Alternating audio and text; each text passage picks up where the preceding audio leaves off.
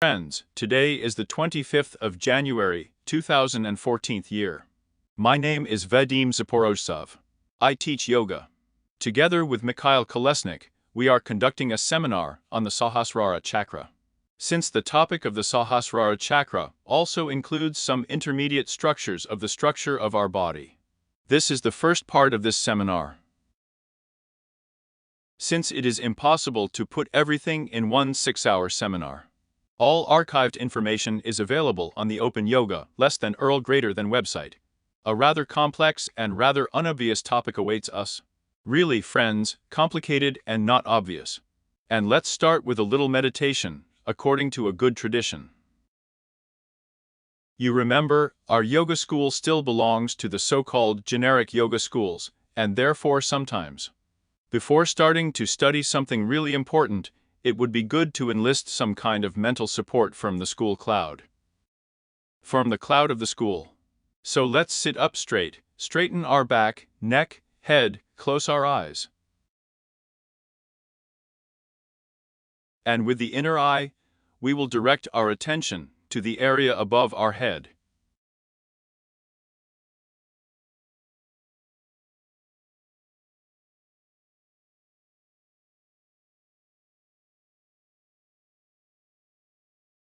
We see our ancestors above our heads. We see them young and beautiful, strong.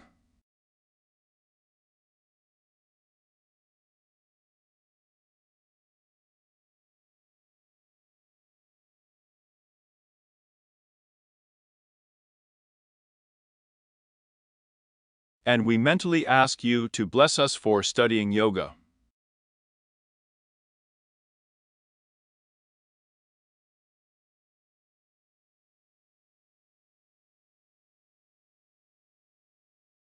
Now we rise even higher mentally and see our ancient ancestors.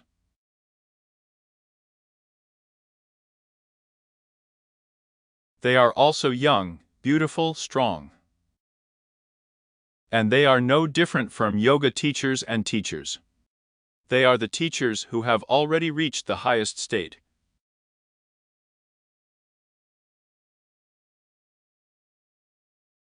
They don't need anything from us except for one thing, so that we are happy. But at the same time, they will never interfere in our lives until we summon them ourselves. Therefore, we mentally turn to the teachers, the ancient ancestors, and ask them to teach us in the middle of the day, and in the middle of the night, to instruct us, to reason with us, to inspire us with the right thoughts, actions, way of action, way of life.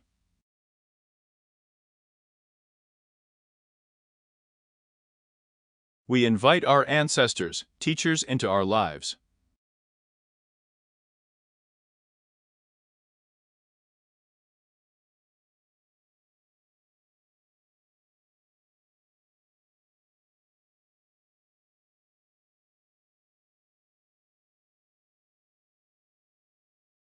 Now we mentally rise even higher and see a couple in love, a man and a woman.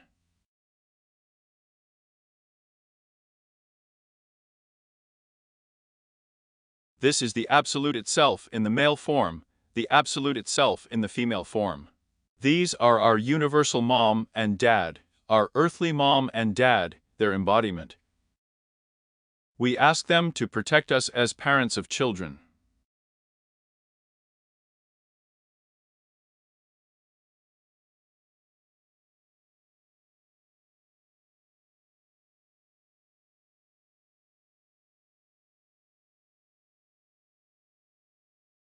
Now we mentally rise even higher and see a beautiful young man, if you are a girl, and a beautiful girl, if you are a young man.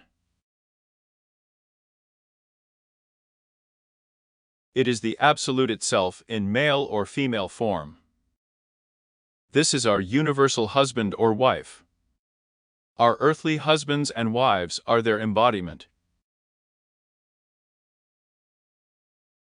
We ask you to manifest yourself through our relatives and friends and be always with us.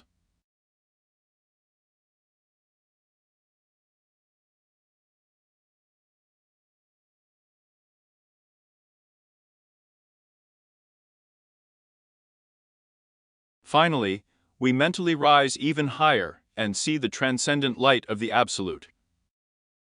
Native, familiar, protecting. This is the root cause of life. Unspeakable. This is life itself. We also ask you to bless us absolutely. And we ask you to come into our life in the form of children, in the form of our children, in the form of children of our kind. Let the highest teacher come like little children.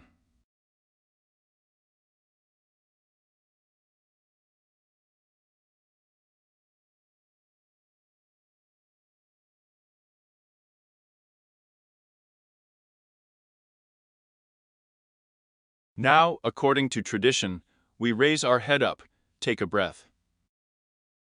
Then we lean forward and try to touch the floor with our forehead. We take a pose called Yoga Mudra. The symbol of yoga. Hope. Trust in the ancestors, teachers, mom and dad space.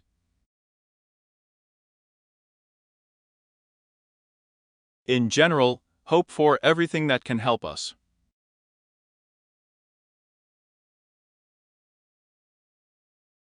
We realize that something is in our power, and we must calculate only for ourselves with all our might. But something in our life is not in our power. And therefore, we must learn humility and hope.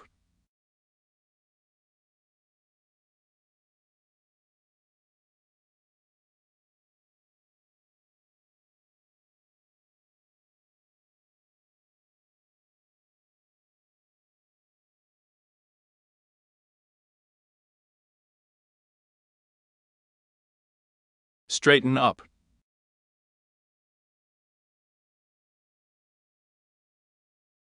We return our consciousness to the hall, come to our senses. And now, we proceed directly to our seminar. So, the topic of our seminar, as it was said, is the Sahasrara chakra, but in fact, the topic will be broader than the Sahasrara chakra.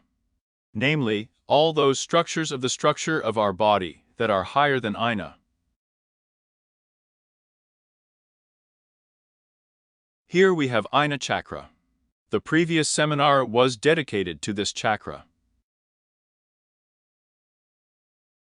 And I would like to know, but what does the ancient yoga teaching tell us? About, and then what?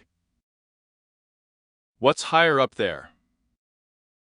Pay attention, even today we have just done a meditation with you, and where we represented therefore our ancestors and so on teachers.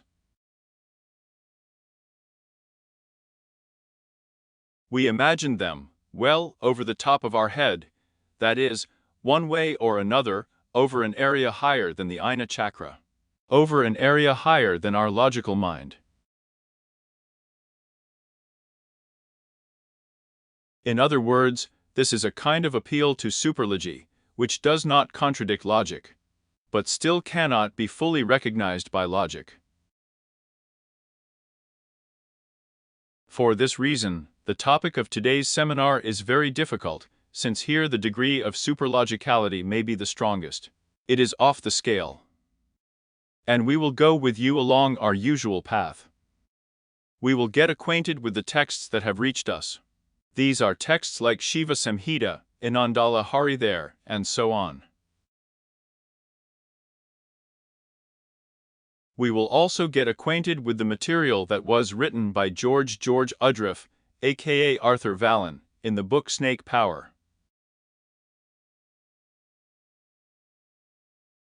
In order to form the most complete picture of this subject. But you remember that, strictly speaking, the last word will be for each of you in your personal practice. I extremely hope that understanding the Sahasrara chakra topic will help you in your personal practice.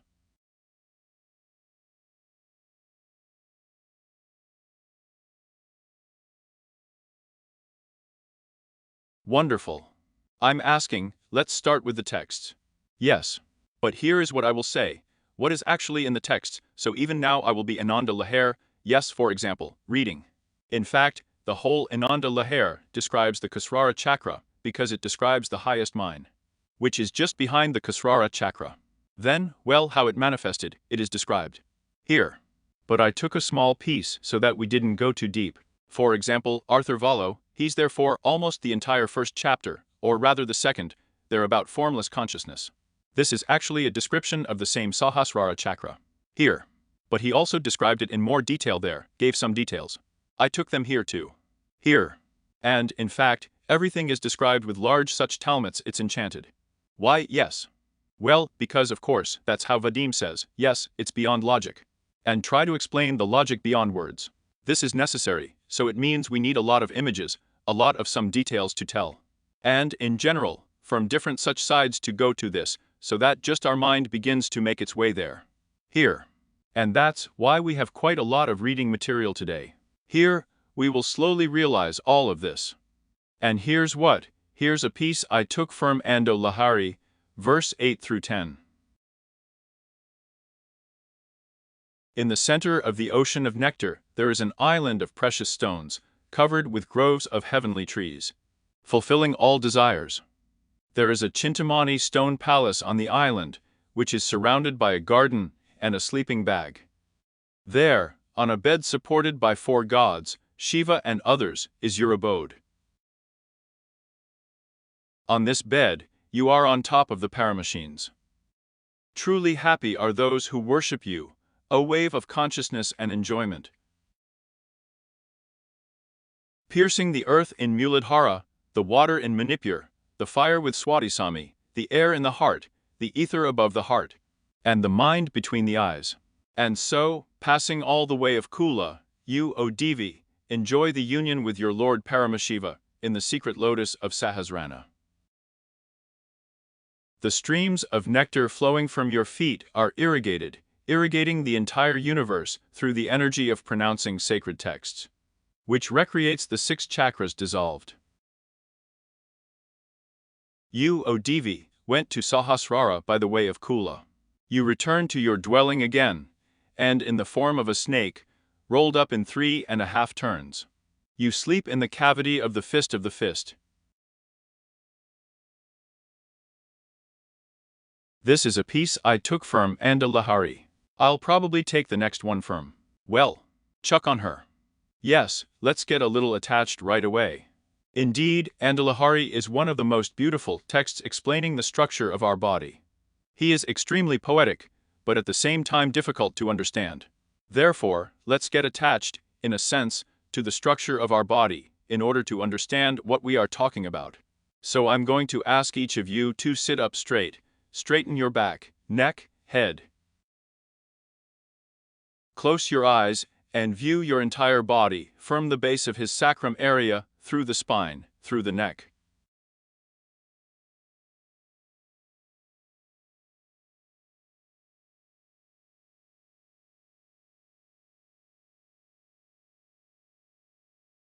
And so on to the top of my head. According to the teachings of yoga, somewhere here passes the so-called central channel of our body, connecting the basic energy, or the main energy of our body, the Kundalini energy at the base of our body, with the Sahasrara chakra, or with the center of our higher consciousness.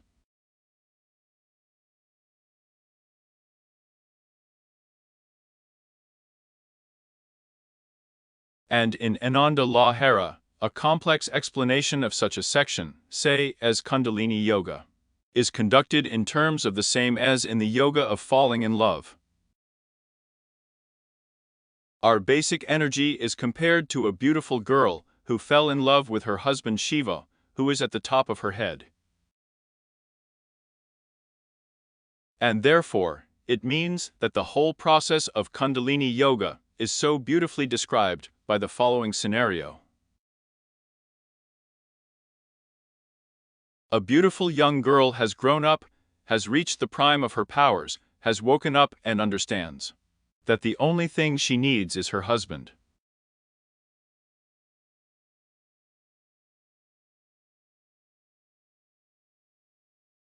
And after she wakes up, she begins to go to strive for her spouse, who is at the top of her head. And consistently going through all the other chakras and centers that we have considered in previous seminars.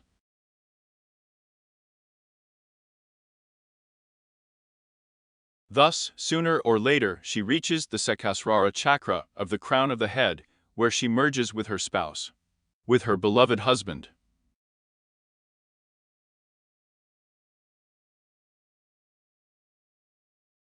Moreover, when it merges with it, a superstate occurs.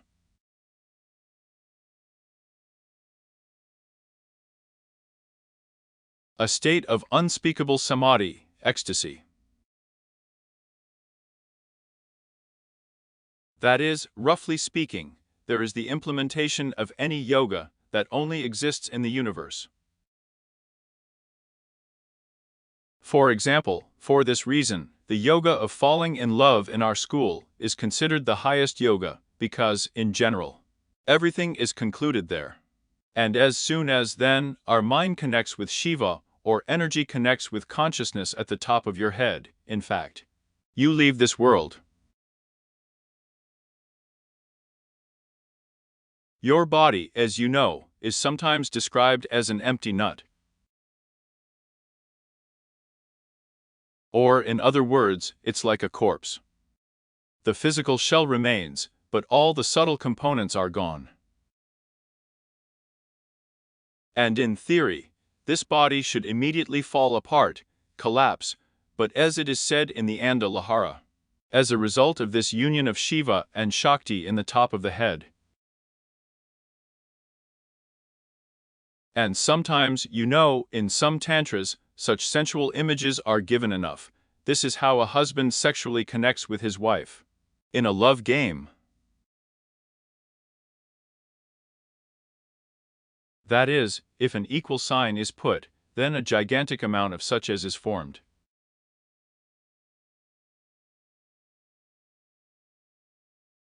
Well, if you like, the protective prana that flows down from the top of the head and keeps the body alive, which is like a corpse, for the time when you have reached samadhi.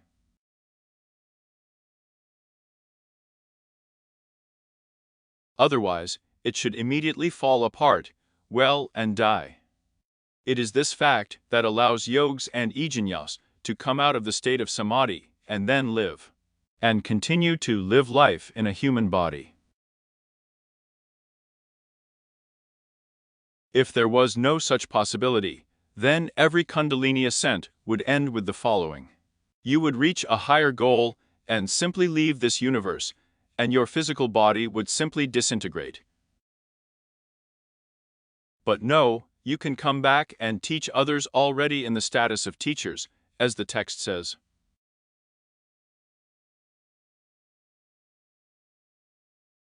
But pay attention, this is the final point. When you really reach the state of enlightenment, and higher liberation, it is directly related to the Sahasrara chakra.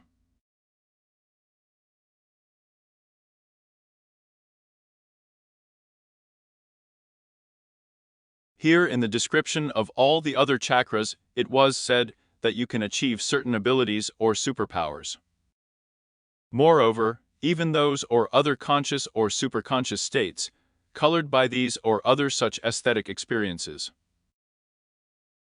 But this is all the same, as I tell you, relative to a certain higher state, which is found when you reach the Sahasrara chakra.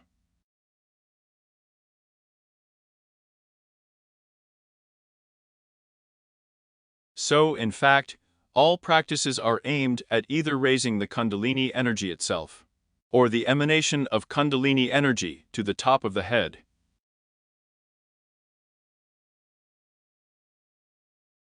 This is the path of Kundalini Yoga. There is, I must say, a symmetrical method in yoga, where energy no longer rises up the central channel, but the rays of consciousness try to descend down to the abode of energy.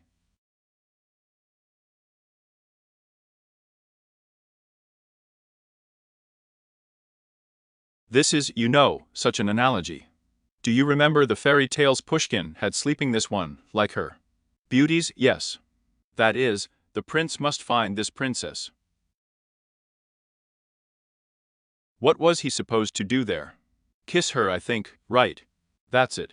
And she wakes up at the same time.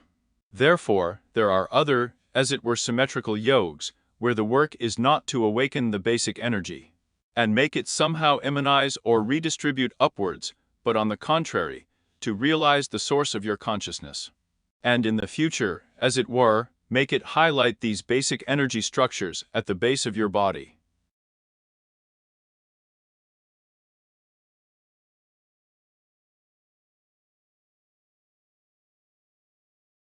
And I must say that in a sense these are symmetrical, equal yogs. Someone likes one thing, someone else.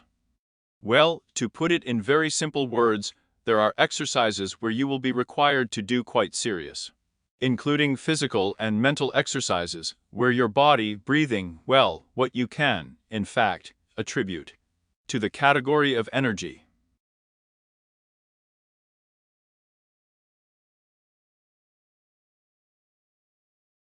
And there are yogs, where in fact, this is secondary, but work with your consciousness comes to the fore, which highlights everything. You simply correctly direct it to the right place, and being, as it were, such an independent observer, you control what your consciousness is directed at.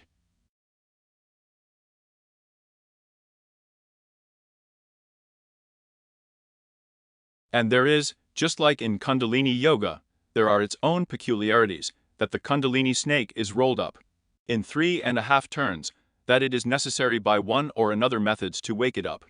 In the same way, here in this yoga of consciousness, there are also well-known instructions on how to work with these rays of consciousness most well, which manifest themselves in the top of the head. And so, strictly speaking, even the meditation that we did at the very beginning of our seminar, this is exactly one of the methods of working with your consciousness. Yes, indeed, you transferred your attention to the area above the top of your head, and introduced your ancestors, teachers, and so on and so on. For example, in Ananda Lahara, a different image is sometimes given. Here is the first verse that Mikhail read. You imagine that the ocean of consciousness is splashing in the top of your head.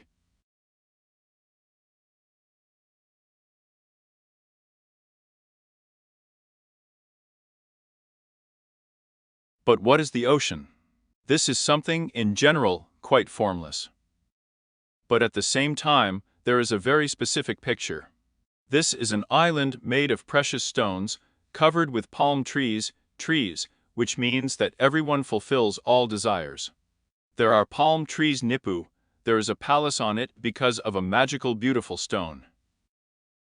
Well, imagine, sometimes you see, I used to look at these coral islands in the ocean, such an azure ocean, such an island, a dream. Palm trees there. What do we have there? A palace then, and here is the dream of paradise. That is, as if an image of something very attractive is being created, but as if inside yourself, right here, right. And in the future, there is already such a personified awareness of what is mine and what is Shiva.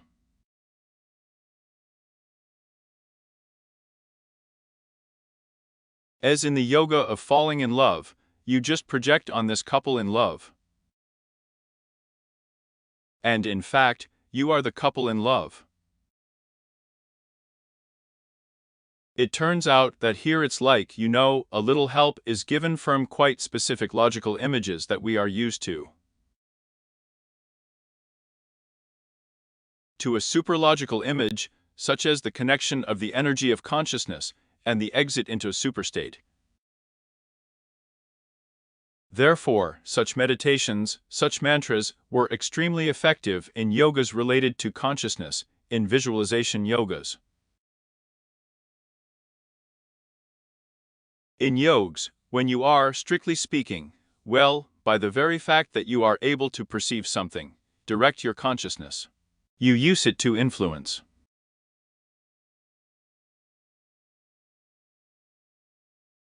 You remember, well, probably should know that she has such a position that it is impossible.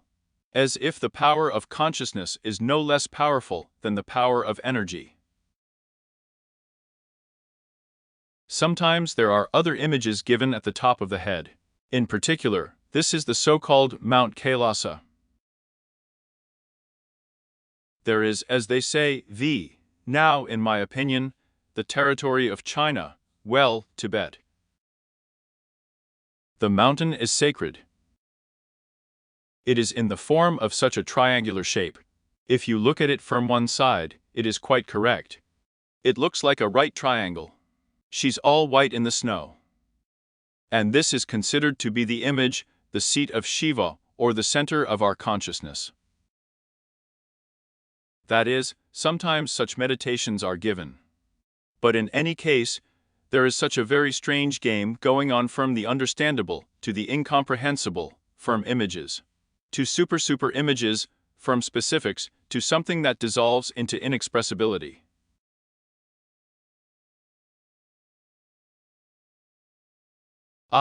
Well, actually, it is necessary to understand the language of all these images. But it was you and I who touched upon Anand Lahiri, a really very poetic work, as in the yoga of falling in love. Very vital and understandable. And now, if we analyze these more. Such detailed texts. So where do we start there? The chakra is not Rupana. There will be additional, as you say, details. And these are already less poetic, but more as if you like, mechanistic. Please. He also sees a flame like a candle flame, glowing like the purest radiance of the morning sun, and burning between heaven and earth. Here Bhagavan, Lord Paramashiva, manifests himself in the fullness of his all-pervading, omnipresent power. He is a witness of everything, he knows the decline, he does not know the decline. He resides here as well as in the region of the sun, moon and fire, in Sahasrara. This is the incomparable and delightful abode of Vishnu.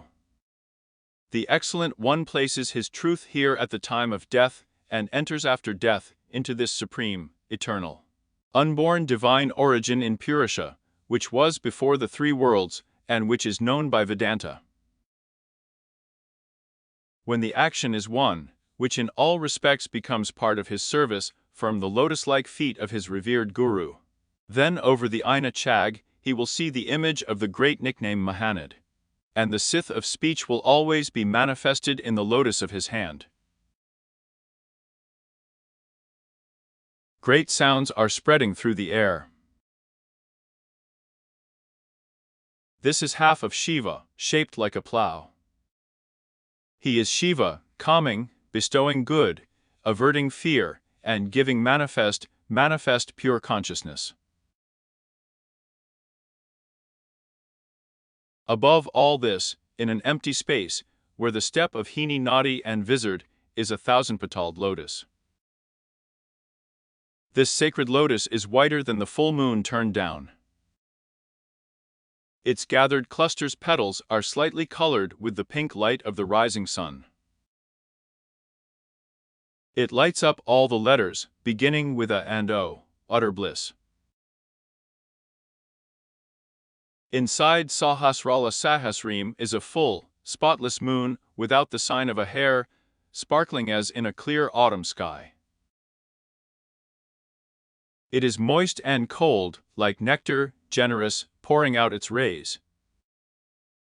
Inside it is a triangle, sparkling like lightning, in which there is a great emptiness, secret even for all the gods. A well-hidden and achievable Lisa with great effort is a subtle bindu, shunya is emptiness. The main root of liberation, and it manifests pure nirvana kalama kala. The deity known to everyone as Paramashiva resides here. He is the essence and Atma is the soul of everything. Rasa and Virasa are united in him, and he is like the sun, destroying darkness, ignorance and delusion. With a constantly flowing stream of nectar filling the silvery rays, the moon rays, Mr. Guru Paramashiva gives instructions to Ejin, who controls himself and has a sensation sensed by the mind.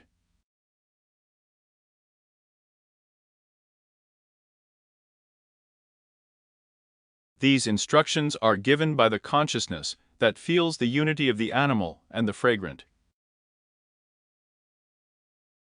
This stream fills all things, as does the Lord, eternally flowing, and spreading the outflow of all kinds of bliss. It is known as Paramahamsa. The worshippers of Shiva call this place the abode of Shiva.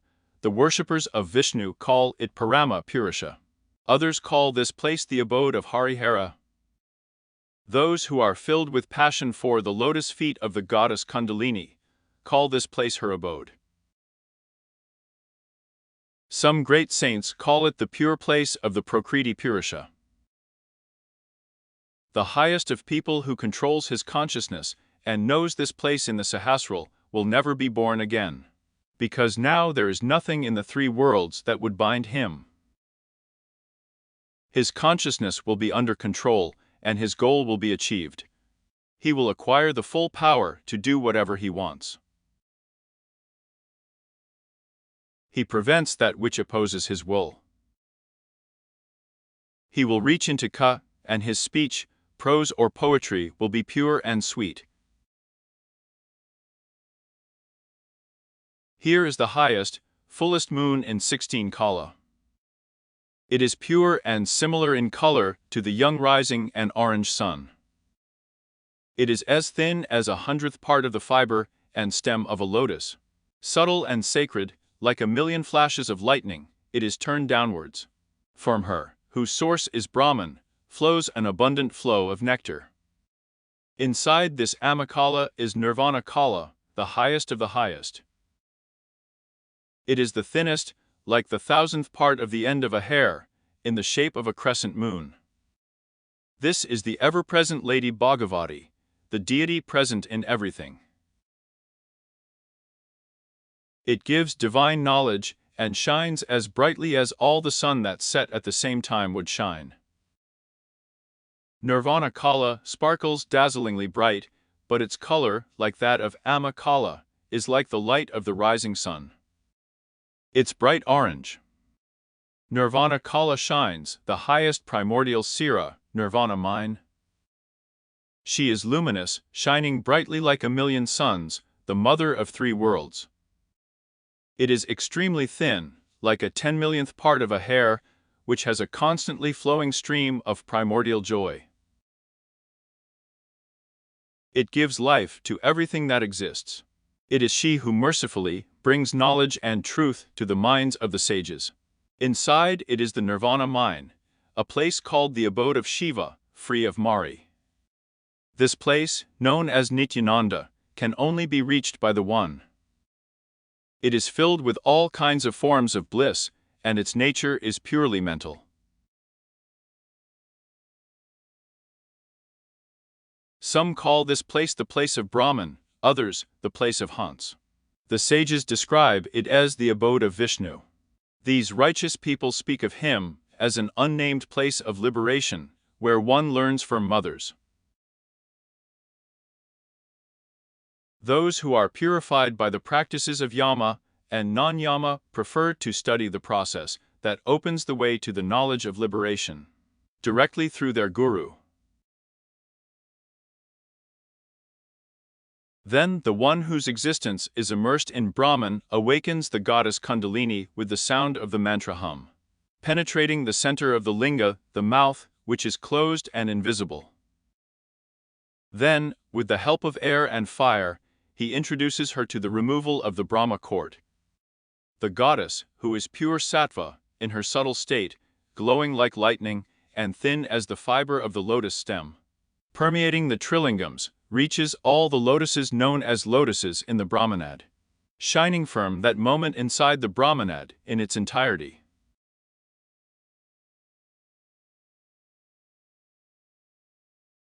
She goes to the bright Shiva like a flame, which is the highest bliss, and suddenly generates the happiness of liberation.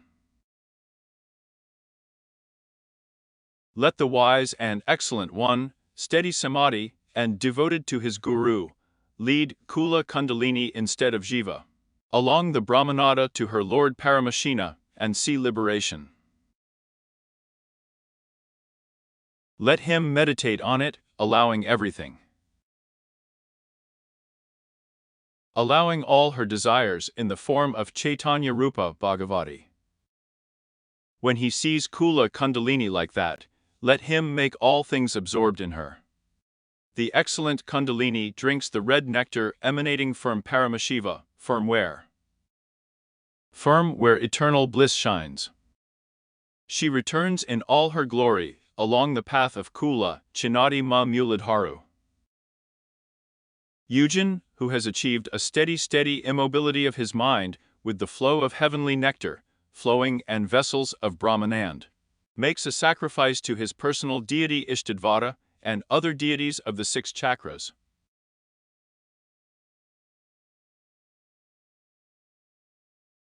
This way he gets the knowledge of the Dragasine, and in the tradition of his Guru.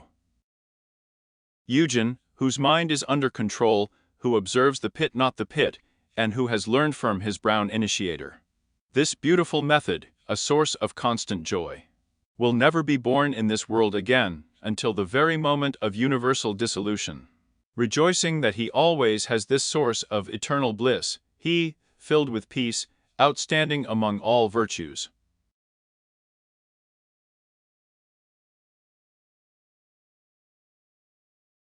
If such an Ejin, devoted to his Guru, whose mind is controlled and his heart is unperturbed, reads this secret treatise, the source of the highest knowledge about liberation, then it is safe to say that the consciousness of such a one will dance with joy at the feet of him and the Stadavat, the personal deity. Wonderful. A big enough chunk. And let me remind you of all the formal things again. The language of the text dedicated to yoga is very figurative. You will meet a lot of references to some things from the ordinary, let's say, life of people at the time when this treatise was written. Well, in particular, when they talk about the subtlety of something, what kind of example is given? Take the stem of the lotus flower, take the fiber from this stem, disassemble it, it means there.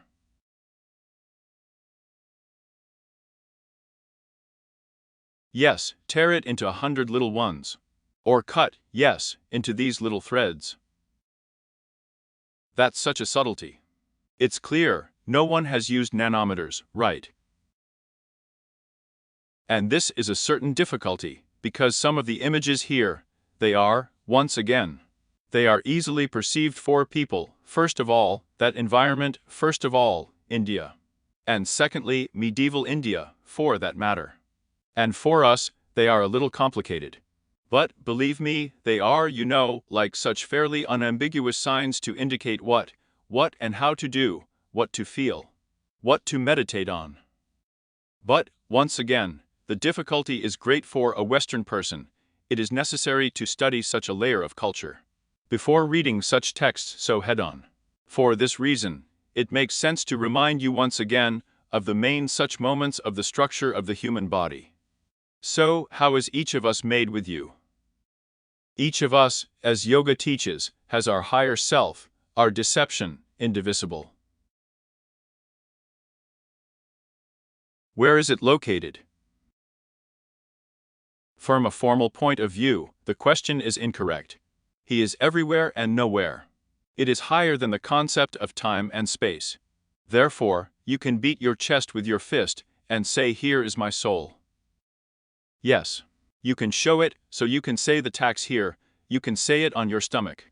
In general, or to say that the soul has gone to the heels. It happens too. But this, generally speaking, is a conversation about nothing, because your higher self, it is in the image and likeness of the Absolute over. So over the top that you can't compare it with anything. It turns out that it doesn't seem to exist, it can't be compared with anything. This is the only difficulty, there is such a terminological one. But, one way or another, your higher self, which is super manifested in this world, through your concrete body. But you can already touch the body, feel it, pat it. Moreover, it needs to be taken care of, it needs to be fed, washed, scratched. Combs. Here. And what could be more material and pragmatic for us than our own body? And, of course, there is a certain bundle connecting your higher self with your physical body. So, what kind of bundle is this? It is believed that this is the flow of prana, or a ray, or some such thread of prana. And as long as there is this thread connecting your higher with the body, you are alive. The moment it breaks for one reason or another, you die. But after you die, it means, that is, imagine, a thread like this once broke and you died, right? That is, the soul separated from the body. After a certain amount of time, according to yoga, this thread again descends into our material world, picks up a new body. And now we are born into a new one. This is how the cycles of birth and death are arranged. Living one life, we die to be born in the next life, and in the conditions that we formed in the previous life.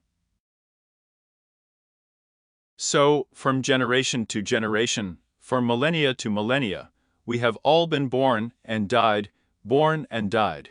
Moreover, a well-known evolution, they were born and died in increasingly complex bodies until you didn't get a human body with you. Well, now another question arises. Well, how is this thread connected with our body? How is she tied up somewhere for something, you know? Or somehow it can be different, somehow it entangles us all. You know, so entangled, enveloped, that here. The question is not idle. How does this flow of prana manifest itself inside our bodies? And the following answer is given by yoga, that in addition to our physical, gross physical body, glorious body, which is largely determined by the DNA of our cells, we also have subtle and causal bodies made of subtle causal matter.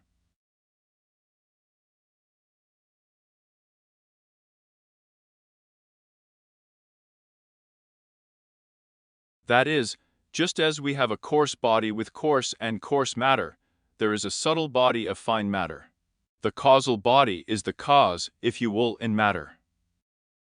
And it turns out that this thread of prana, coming from our higher self, kind of out of nowhere, is already divided into two obvious poles directly inside our structures.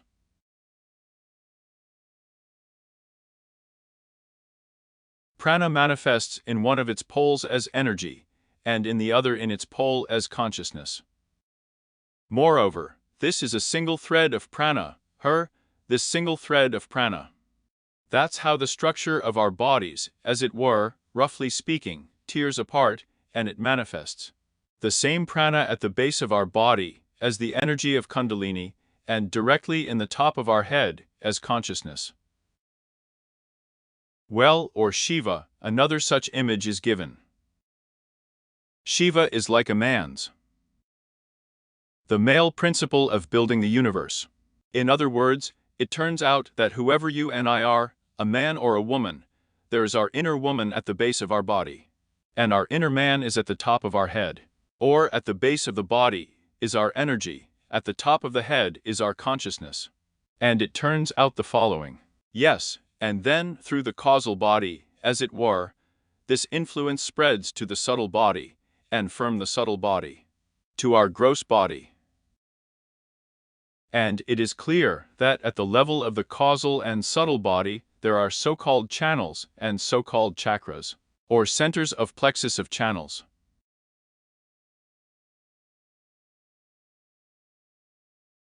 We have already studied it nicely.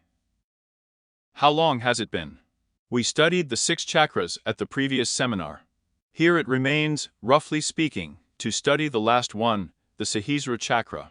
That is, and what is the difference between one chakra from another, if we analyze it this way? The next thing. The closer to the top of the head, the more consciousness is involved in the work of the chakra, or in the manifestation of the chakra. The closer to the base of the body, the more energy, will or mind. In fact, these are two identical poles, equally great.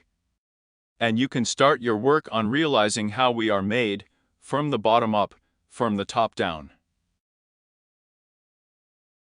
But it so happened that the most popular now in the yoga environment is, let's say, first of all, Kundalini Yoga, because it is described in numerous books, and moreover, some descriptions of those experiences that seem to happen to a yogi or unity, if he awakens Kundalini, have come down. Therefore, everyone likes this topic. But once again, there is a completely symmetrical yoga from above, from top to bottom. Moreover, this yoga absolutely, well, as it were, can help you in other manifestations of your life in terms of, well, first of all, working with sexuality. We will talk about this a little bit. Even in previous seminars, we have already touched on this topic. For example, such a thing as a male seed is formed thanks to Sahasrara.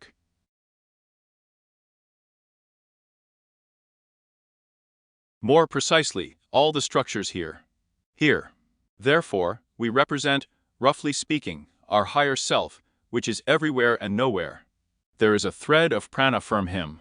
The thread of prana somehow divides into its two poles, and our body actually lives and exists between these poles. And inside our body, these poles are also connected by the so-called central channel. Because if they were completely torn apart, there would not be in life. That is, if the energy is cut off from consciousness, awareness from energy, then it is actually difficult to do anything. And this is where the next stage begins, also a very interesting stage. This is the evolution of our bodies. After all, strictly speaking, if you analyze how a more primitive living being differs from a more perfect one, it is precisely the degree of integration between consciousness and energy. And so throughout I always send everyone away. You know, there is a wonderful paleontological museum in Moscow. It is located in a warm camp. The most wonderful. So come there, look at how life forms have changed over many millions of years, or even billions of years. And in fact, what was going on? In fact, the energy and consciousness that was separated in the bodies of even the most primitive creatures. It was looking for a way to meet. To do this, auxiliary channels were created, in addition to the central one, the so-called Ida and Pingala. The left and right channels, which somehow, you know, connected the energy of consciousness, and as these interactions are stronger, we say that the form of life manifests itself more vividly, or something.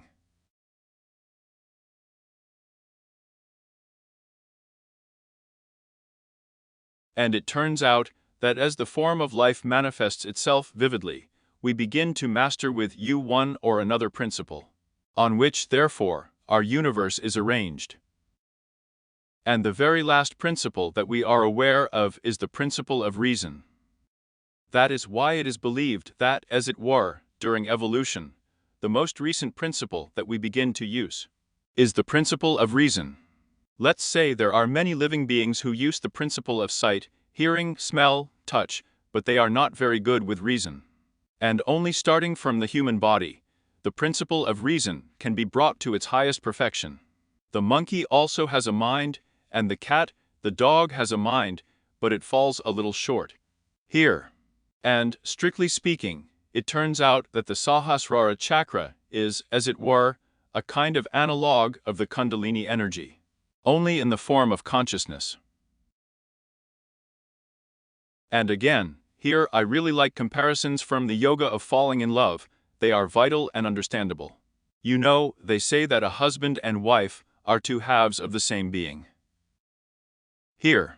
And indeed, if a husband and wife come to life for a long time, they even physically begin to look like each other. Not to mention the character and so on, so on. So, about the same situation here, as if your work with consciousness, it is equivalent to working with the energy of Kundalini. Moreover, the process goes on in parallel. The more your consciousness begins to manifest itself more strongly, the more you get access to Kundalini energy. And sometimes this leads to very interesting phenomena, which I was interested in at one time, you know. The experience of yogis in the Soviet Union.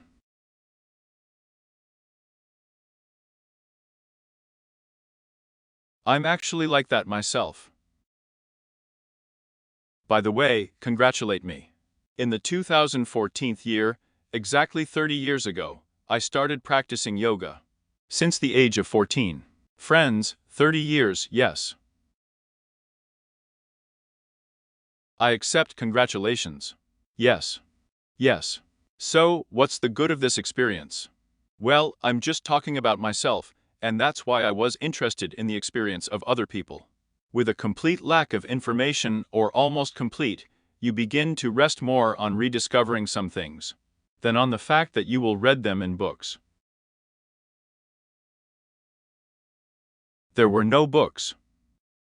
And when you know, I can only say about myself, when you do yoga, there and got some result personally in your life, which you have never read about. And then you came across a book, and it says the same thing. You know how pride bursts. I can't tell you. That is, but the question is even different. You're starting to, really take yoga seriously. Actually, why did I start teaching yoga? For the simple reason that I realized this is a really serious, grandiose teaching. And I understood it independently. In this respect, even maybe, and it was not bad without good. If the Soviet Union had not had such a tough ideological pressure, where everything was very clearly censored there. What kind of yoga is there?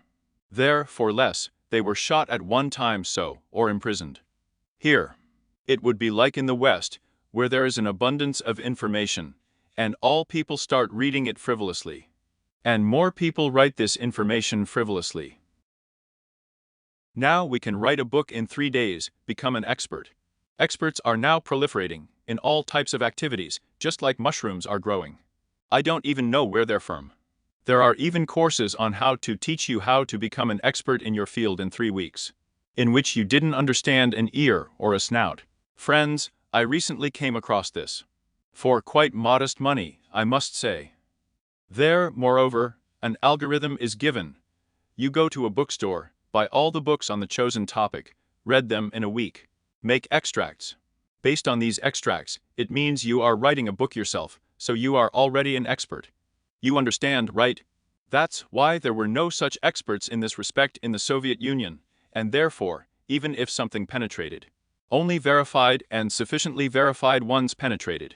And at one time, I was interested in the experience of other people who also practiced yoga in the Soviet years, and also got some results, even without knowing the full theory of yoga.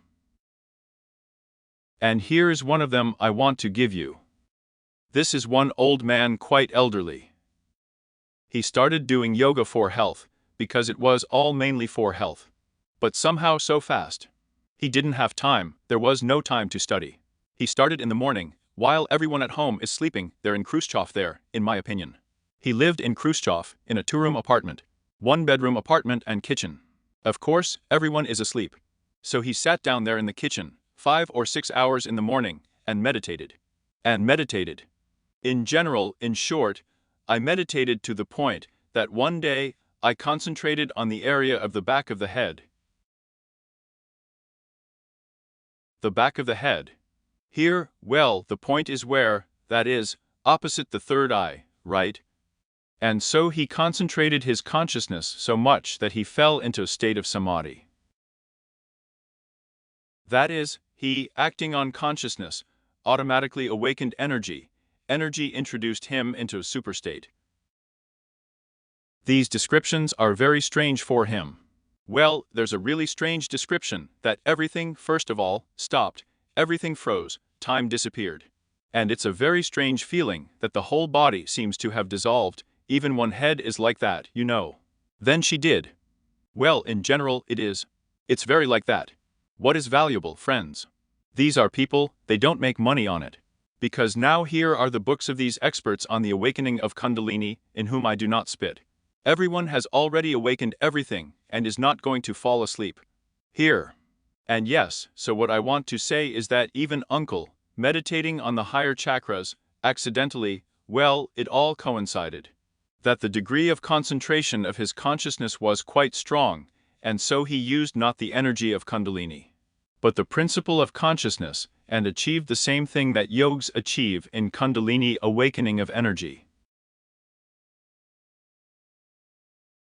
In other words, he was infiltrating there, didn't breathe somehow, didn't make any such, you know, these most strange movements.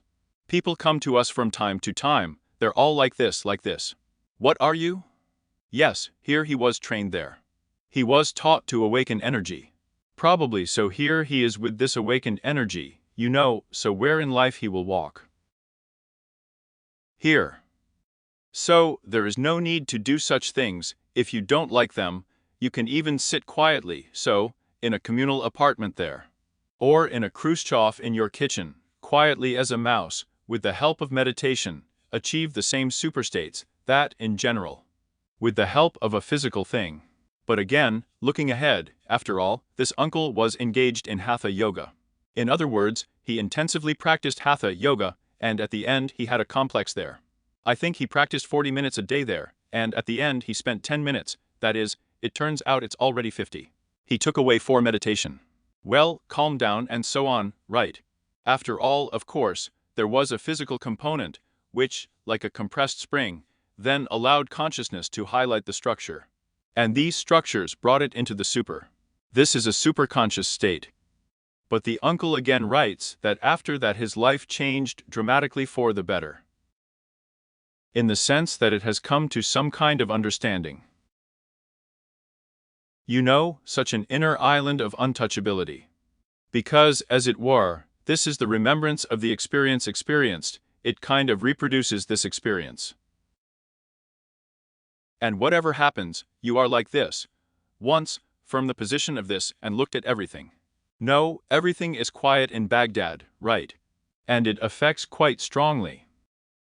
Yes, but that's not the point. So, and here the question arises. What, in fact, if about the energy of Kundalini at one of the first seminars? We discussed everything in sufficient detail with you, that there is the principle of the earth. In this principle of the earth, there is a certain area where, like in a cave, the Kundalini energy is dormant, curled up. In 3.5 turns, then what can we say about consciousness? How is everything arranged there? And there are its own peculiarities. But since, once again, this is the area that, well, as if it is superlogical, there to an even lesser extent, it is possible to pronounce some adjectives, and, well, it is clear to explain something. That is why there are so many texts set aside for Sahasrara Charka. Today we compared it with Mikhail before the seminar, because there is such a number in the same Shiva Samhita, right? A much smaller amount of text devoted to other chakras was less than Sahasraracha. And here, friends, I have to disappoint everyone present a little in the sense that, of course, only bits of knowledge, a grain, have reached us. Most of it is not understood, some of it is probably lost, but even the one that has been preserved needs to be rethought and reproduced. Friends, now, as I see it, there is a time in the world when it is necessary to reproduce the entire yoga experience on yourself. I will allow myself to make such a comparison. There was once an ancient Roman civilization where science and culture reached a high enough level. Then the Roman civilization collapsed, and the Dark Middle Ages, as it is now called, descended over Europe for millennia. And the Roman Empire was wow. I do not know if it even has an analogue in terms of territory. And so, well, there was still some knowledge left.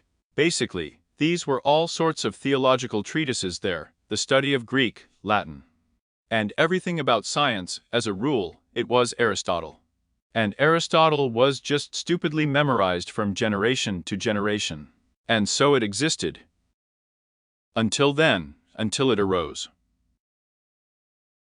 It was not in Europe that they began to receive results that the ancient Romans did not know about. Well, in particular, it is the solution of a cubic equation.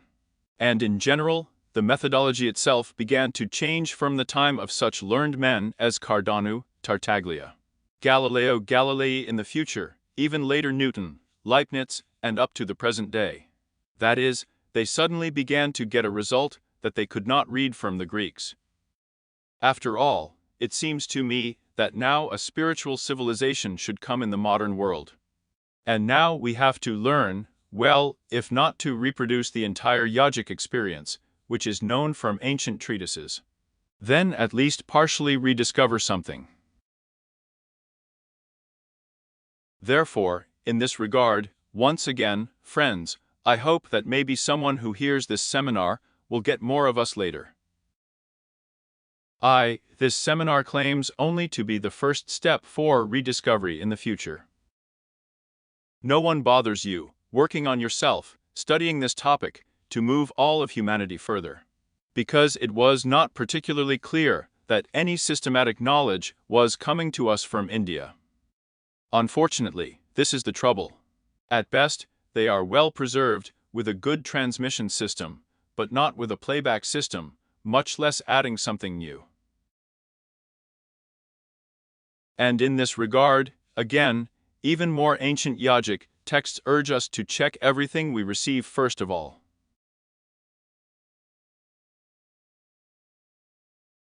So if I'm going to say something that's not quite clear, don't blame me. I don't understand myself. And the most annoying thing is, there is no one to ask who would understand more. A lot of people declare that they know everything, understand everything, but beyond some religious, these very mantras or some kind of abstract. There are no abstract provisions that you can't apply in life. Maybe you'll be lucky, you'll meet someone, but it seems to me that it's really not that easy to meet. There is probably some kind of fundamental problem here already. There is a fundamental trait that everything is enough, Western civilization. They've grown up, now let's do it ourselves. So that's what it looks like. Here we have Ajna chakra. It is very close to consciousness, and therefore, the light of consciousness shines through it as much as possible. Ajna chakra is connected. Thank you very much. Hooray, hooray, hooray. The Ajna chakra is connected with these thought processes of education. And at the previous seminar, we talked about the theory of the origin of thought forms. We're joining together. When the light of consciousness, the interpretive, and the omnipotent reproducing energy are combined together. And one affects the other. It turns out that the interpretation of consciousness causes energy to manifest as consciousness interprets, and the manifested energy causes consciousness to interpret as energy means it wants to. That is, it turns out to be a closed system by itself, a closed system that, from a purely theoretical point of view, can instantly lead you to enlightenment 1 second. There are fractions of a second when you interpret everything in the right light. The energy of thought adjusts to it, and it's all by.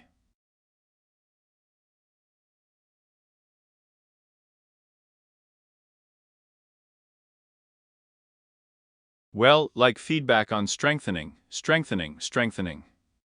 And you fall out first in a state of so-called samadhi with an object. You have only one thought in your head.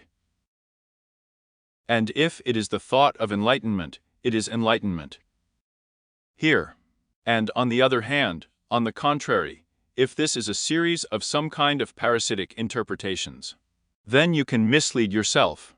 A very textbook example, known from ancient texts, is, remember, the text about the rope on the road.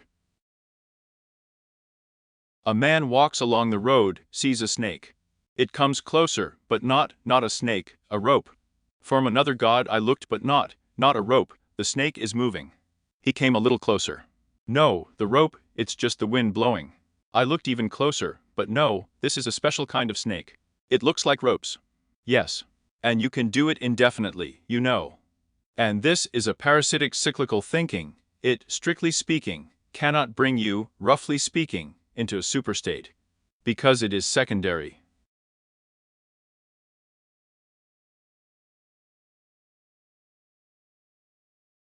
Therefore, it is said that in order to enter the superstate, it is necessary to suppress the emergence of parasitic thought forms.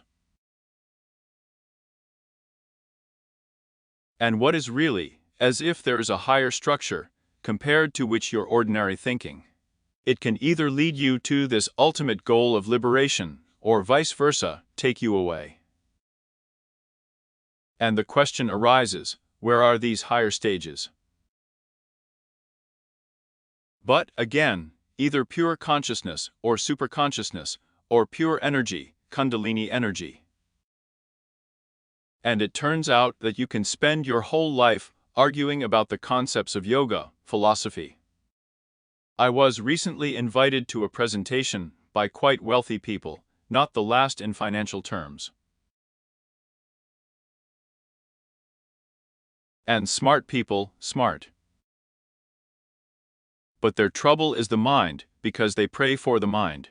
And they say, man, well, you told us, yes, everything is beautiful. What if it's all different? And we are from business, do we know how everyone deceives each other? So someone came up with a clever idea.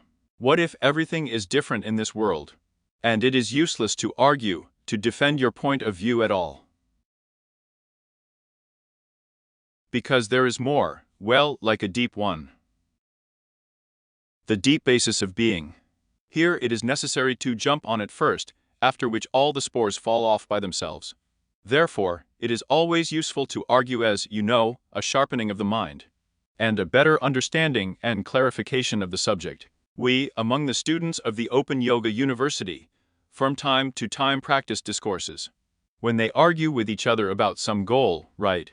But in the end, it only sharpens the mind, and teaches you to control thought forms, but it does not give you the ultimate goal. And if, say, you have experienced the sensation of your basic Kundalini energy by one or another method of Kundalini yoga, you understand, you know that as far as there is, you know, such a substrate of being or the basis of being, is much more powerful than all our conceptual ideas about what the world should be or should not be. And vice versa, if you have ever gone into the area of this source of consciousness, that is, the light of consciousness itself, which has not yet been involved in this dog fight of thought formation, where consciousness bites the dog's energy by the tail.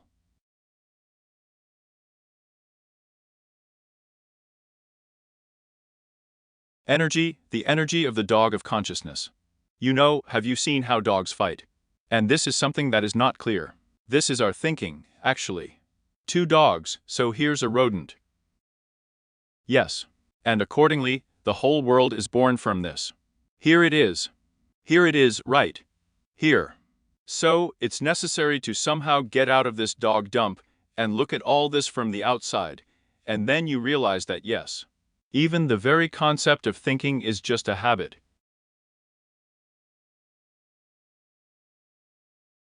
Look at this. Anyone? Any idea of how the universe works is, to a certain extent, some kind of concept of the mind.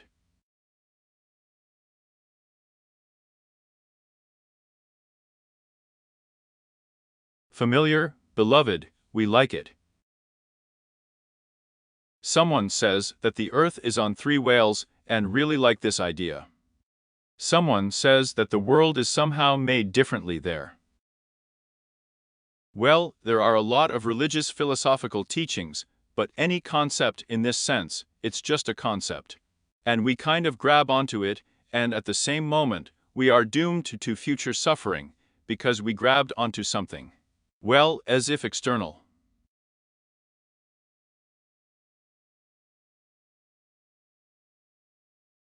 And the world is inexpressible. Hence, in the future, methods appeared, such yogic methods, these very wandering gurus, who behaved quite eccentrically. Did not recognize authorities. That is, there were some, such antics, well, up to shocking. And, well, as you know, according to the type of how Basil the Blessed was in Moscow, they say, he behaved in general quite peculiar. Well, as you know, with every king there is noise. And sometimes he behaves in such a way that you will not understand whether he is a fool, or whether he is a great seer. There were such directions in yoga, and still remain. Then all sorts of offshoots went to different schools of yoga, in other philosophical systems. All sorts of Zen concepts or Buddhist concepts about emptiness, about inexpressibility, and so on, so on. They, in principle, said about this that if you go to the level of just consciousness, you do not have a concept of the world structure left. And any theory, even the axiomatics of yoga, which every student is obliged to study here, it hangs at this level. In the sense that it is good as long as you are in the plane of the mind.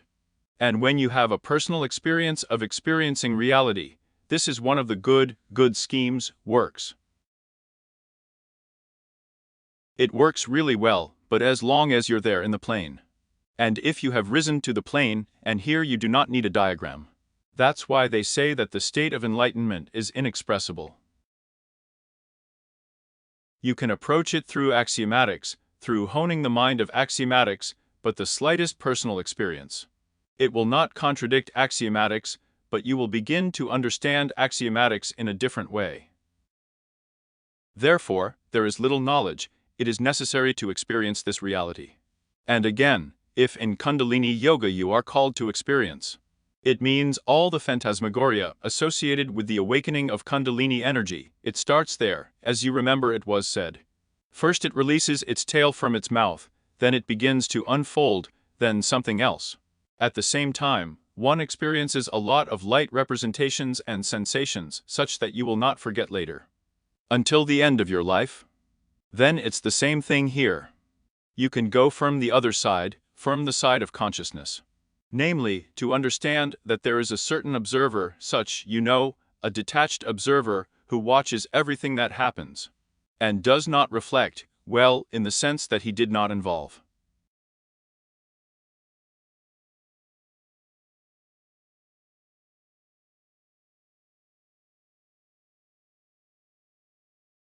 That is, in other words, free. And these are very good yogs, so immediately jump at the level of a free observer. And you come out of the plane of karma to a certain extent.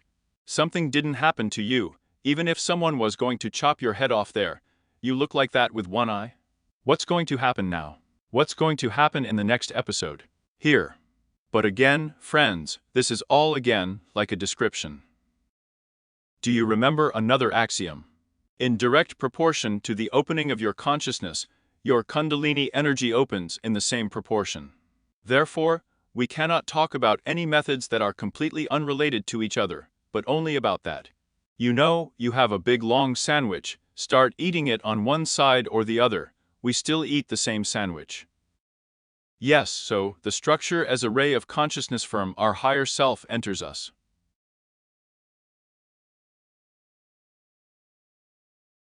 Where does it come in? And what does it highlight there? Does he immediately illuminate our mind? Or there are some other structures there? This question is extremely complicated in the sense that there are still, indirect indications from other yogas. For example, from her dying, where it is believed that there are such subordinate chakras between the Ajna chakra and the Sahasrara chakra, and it is unclear to count them.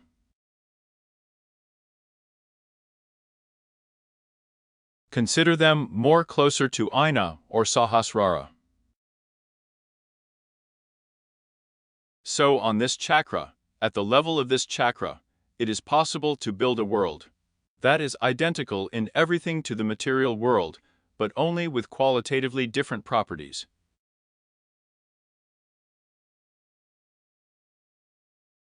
And according to the yoga of dying, there is an opportunity after death to jump to the level of being associated with this intermediate level, quickly, or for a long time, or as anyone wants, to win back all karmic tendencies, and in the future, either to be born again in our material world.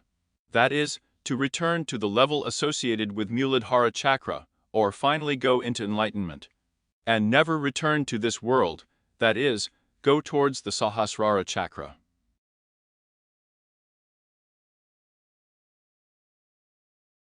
So that you have a visual idea of what I'm talking about, imagine a climber climbing mountains. I have been climbing for a long time, and now I have climbed to the mountain of reason, Ajna chakra. I sat down to rest and saw, aha, there it is, the summit of Mount Everest Jamalamba. Or whatever her name is, it doesn't matter. Lest the last jerk, and everything is above me, space. And I, then, will fly away from your world. Here. And before him, such a cliff is almost sheer. From the level of reason to the level, then, of this cosmic consciousness, there is a mountain. Well, there is a reason to crawl. Only it's not just inclined, it's also vertical. And even smooth. You see, there's no catching on. But somewhere in the middle of this smooth mountain, there is such a step. A small step. But the climbers told me, I had familiar climbers, and they have it all the time. You go up, I found there's some kind of a step like this, there are 20 centimeters there. So they manage to somehow even screw up a tent somehow, and even spend the night there with all the amenities. Which means that they will then climb further. So this level, connected with these upa chakras, auxiliary chakras, is very complex. I don't fully understand it myself, so don't charge me if you don't understand something. Well, this is your explanation. Yes. And so? Well, now we will consider that we, again, have to say about this Arthur Boulder, John George Ludrow, the most authoritative, so to speak, specialist. I wanted to read about the rays first, I see here. Shah. We'll get there. But before we go any further, tell me, do we have people in touch there? There is. Decent. Decent, how much is it? How many people are decent in our understanding now? A lot. Well, are there 30 people?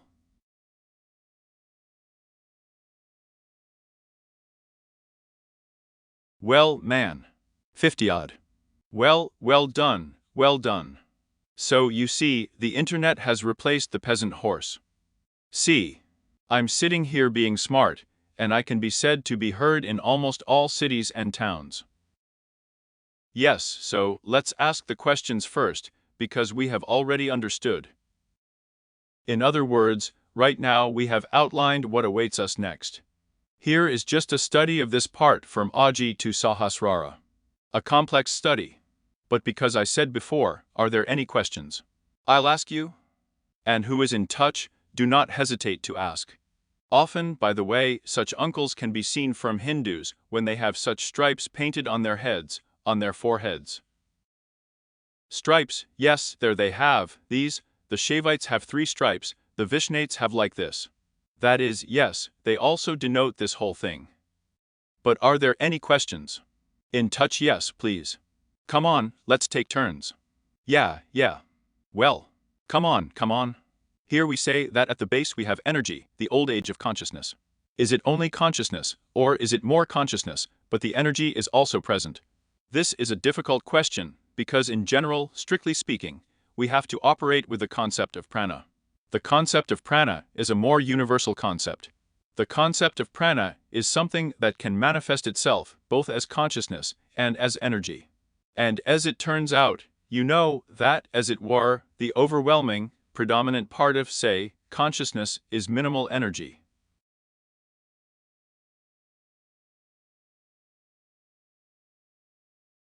And vice versa. Because otherwise, you know, it's like, well, this is it. This contradicted logic. In other words, you can have, imagine, a lot of energy, but there must be some kind of shell for this energy.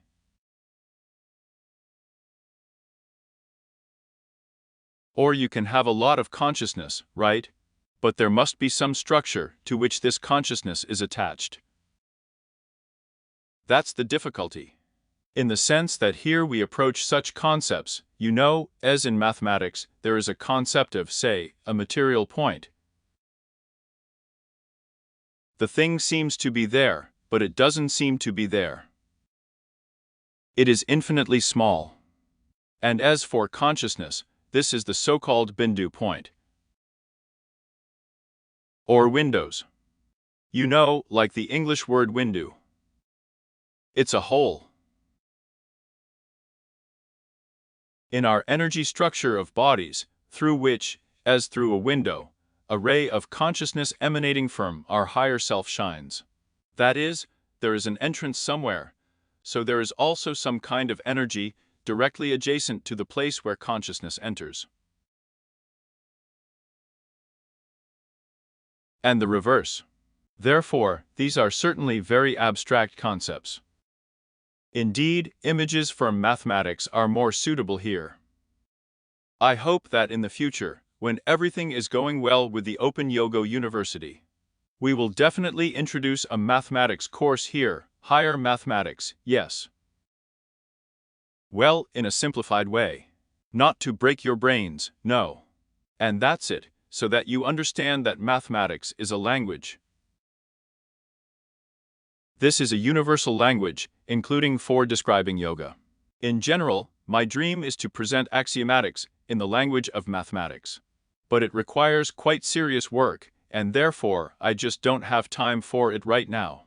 And there are such good analogies, friends, compared to which even texts like Shiva Samhita rest. After all, here you are reading the Shiva Samhita. What are you doing at the same time? You gain knowledge. How do they reach you? As follows. You are given some images. Images of the moon without the sign of the hair, images of petals there that are white, but slightly colored red, as from the rising rays of the sun. In fact, they give you some images and say, by analogy. And you have a crunch somewhere in your head, so your brains have turned around, and it has begun to reach you. The meaning of what is meant. Without a word, there are no petals and no moons without a hair, so there is something of its own. But you understand what it's about. But imagine if, as these images, well, for analogy, you are given such concepts from higher mathematics.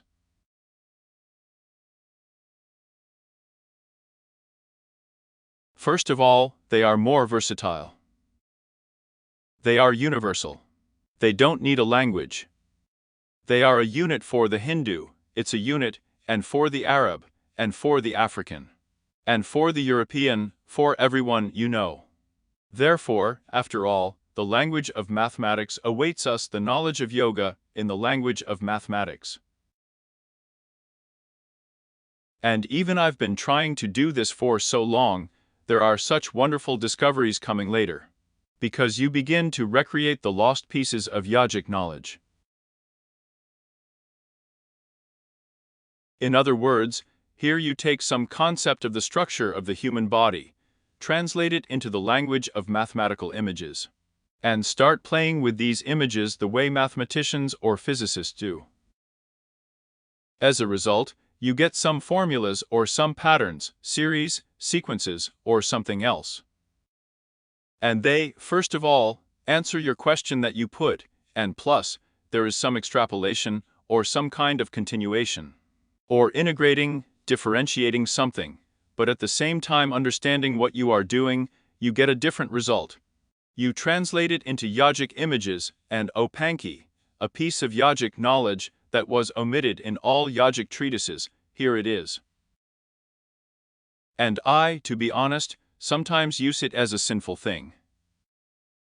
I use it. Why? Because, well, it's really hard, well, like this. Well, wait until these treatises are translated there. Yes, they will translate Sanskrit there, but in the meantime it will reach us. And the translator should be good, right? What if there aren't any? And what if nothing is translated at all? Why do you want to die at all? That's why math is waiting for us, friends. And for a serious study of yoga, if you have seriously decided to study yoga theory, you cannot do without mathematics. There is an EMSM in Moscow. Continuous Institute of Continuing Mathematical Education. There is such a very good one. It is located next to the old Arbat. By the way, I recommend it. That's where they give lectures for free. Yes, but I digress. So, here are the same mathematical concepts here. The Bindu point, it seems to be there, but it does not seem to be there. If we say that it exists, then in addition to consciousness, there is an energy factor, yes, which somehow outlines it to us. The same energy of Kundalini. That's all. The all-producing root cause. But it is at least in some form there. We are talking about energy. Kundalini, let's say, is rolled up in the form of a snake. This is already some kind of consciousness that is being highlighted by her. Certainly very abstract. Here, but I'm afraid I answered very difficult. So, was there another question? Yes, please. Is there any relationship that a man should go through the method of consciousness, through the path of consciousness, and a woman through the prompting of energy? No, there isn't. Like this. There is no such bundle. No. Well, I see. Well, how can I tell you? Well, if you are a man, then you, of course, are pleased to look at a beautiful girl than at another man. Well, really, who cares now, as it turns out now, right? Here, but I'm not talking about that. And similarly. In other words, there is a purely natural perception of the universe. Each of us has such a thing as gender. You remember that the soul is without a floor. You are not a man, not a woman. But in this life, you are born either a man or a woman. Why? The answer is as follows. When in a previous life you have already died, and were about to be born in this life, so you entered this world, or stretched a thread of prana to the body in which you will live, then again, you began to interpret your world where you are entering, either from the position of consciousness or from the position of energy.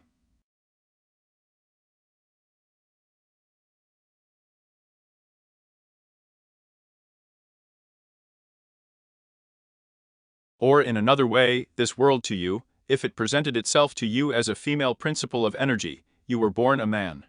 If as a male principle of consciousness, you were born a woman. And therefore, in the future, your whole life, she. Well, it has this imprint on it. It is certainly easier for a woman to perceive the universe and approaches. Now, if they are in the image of a beautiful young man, and a young man, if there is a beautiful girl in this. In other words, this is a completely natural attraction, in a wonderful way in such yogas, as Yoga Triad, yoga of falling in love. This factor is taken into account. This factor is taken into account even in everyday life. Here I was telling you, these very pilots fly on airplanes. And so. No, I saw it on TV. Heard it more precisely, it was shown there. And here, let's say, an emergency situation. The autopilot turns on, which tells the pilot what to do. And the critical moment there is unclear now. And that's it. And psychologists have found that a calm female voice acts better on a male pilot than a male one. That is, a man, when he hears what a girl says, everything, first of all, he gets to him better, and secondly, he has less nervousness. The same situation is with the study of foreign languages. Strange as it may seem, paradoxically, a man understands foreign speech from a girl better than from a young man. Well, probably with some far-reaching plans. Yes. But this is a well-known fact. A well-known fact. Therefore, as far as yoga is concerned, there really is some such thing there. Well, the approach. Well, yes, we have a generic yoga school, yes, that is, we have the ideals of family, children above all. And now I'm a man, right? Here I have children. Well, while the children are small, it's hard for me with them. Well, yes, I'll come home from work, I'll play there. Well, how much of me is there? Well, that's enough for an hour, yes, that's it. Then it's all ready for me, yes. But the wife is not. She can be with them longer. But then, look, kids. Now my daughter has grown up. Not anymore, on the contrary, I'm more interested in her. And that's exactly the same here. You know, here we are at different stages in life as small children. While they are small, the principles of energy are more clear to us as maternal ones. And then we grew up, there may already be male principles of consciousness. But again, it can all be different depending on the person. Yes, please. First of all, come on, friends, do not forget that when we ask questions, either go out or loudly. Or we will have to repeat them out loud. Part-time students can't hear. Here. But Olga Kalinicheva asks, is it possible to have short-term samadhi without leaving the body for 22 days? And other unpleasant consequences. Well, I have a scar of a corpse-like body type. No, I told you about the uncle who is in the kitchen. The man really changed his life. What are you? The uncle is already at the age of actually. Well, I mean, he hasn't been out for a few days. No, he. Yes. Everyone got up, he was already there. Not, you know, there too. This is again the topic we are talking about. No, but she's in a state of timeless samadhi, you know. There you are. You know how it is. Einstein has the principle of relativity, right?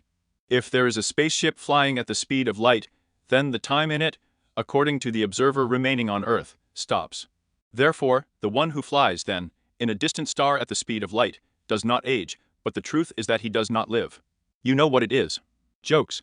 Oh, how young you look, you're not getting old, you're not getting old. To which the answer is, yes, I don't live, do you understand? So it's the same situation here too. Here you fell out. For an outside observer, it's really there for 3 seconds, or there for 5 minutes, and you have fallen into a state out of time. There is generally an incorrect question. You spent 21 days there, or 21 centuries. Here. Therefore, there are such nuances here. Yes, there was something else there. Yes, please. Yes, there was another question, here we are. Yes, it's better to come here really, louder, otherwise they will swear and correctly. Carefully. If Ivan Klitsch, the Vega Group. Such a question. Where to start? So vast. We say that we have, as it were, a proportion in each person. This is its own proportion between consciousness and energy. Well, let's say there are some proportions, but I understand that. I understand that in mulet hair we have 100% energy. Here again, not 100%. Here I am answering the questions. We can't talk about 100%. We can talk about 99.999. You know, mathematics is in the period. Yes, 999. And so these signs are 3,700,000,000. To the end. Concept. Absolutely. Yes, that is, we are getting closer. There is such a thing in mathematics reaching the limit. And it's hard to say something there. There you can say, well, go there, point your finger, and go endlessly. That's where it will be there someday. Or maybe it won't. Yes, that too. The answers are also strange. Well, accordingly, Sahasrara is also not 100% conscious. That's what it's about. About why and hang that's why this seminar is like this here. The mystery, the highlight of this seminar. What's the structure here, after all? It's not just a spotlight here, you know, everything shines in the top of your head, and everything is there, so this one highlights yours. No, there are very tricky nuances there. Here. How do they work? And then how is consciousness redistributed? Oh, complicated things. Not 100%. Clearly. That is, it is necessary to think. And here. Yes. And the last one, unfortunately. Unfortunately. One last question in this regard. If in each, there is some grain of consciousness in each chakra, then you can, in principle, jump from any chakra from a bonfire. Yes, absolutely right, yes. For many. No, well, look there, there's actually any methodology there, for that matter. Through. This is the most common one. You generate an excess of prana by ascetic methods, and then you manage to pump it through one or another chakra into the central channel, which is empty. And you have this prana immediately turns out accordingly. That's it. So if through what? Yes, that is, in samatha, you can exit through different chakras. In other words, you can start with just one practice. Let's say you contemplate yanta, that is, the principle of vision, the navel center. And that led to you to samatha. Why?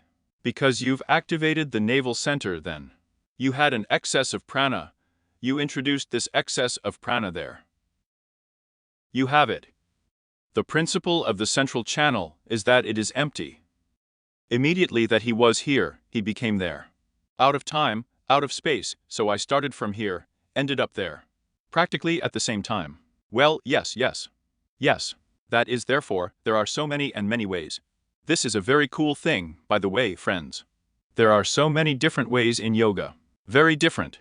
For all occasions, for all preferences. Someone does not like to meditate, but likes to listen to music.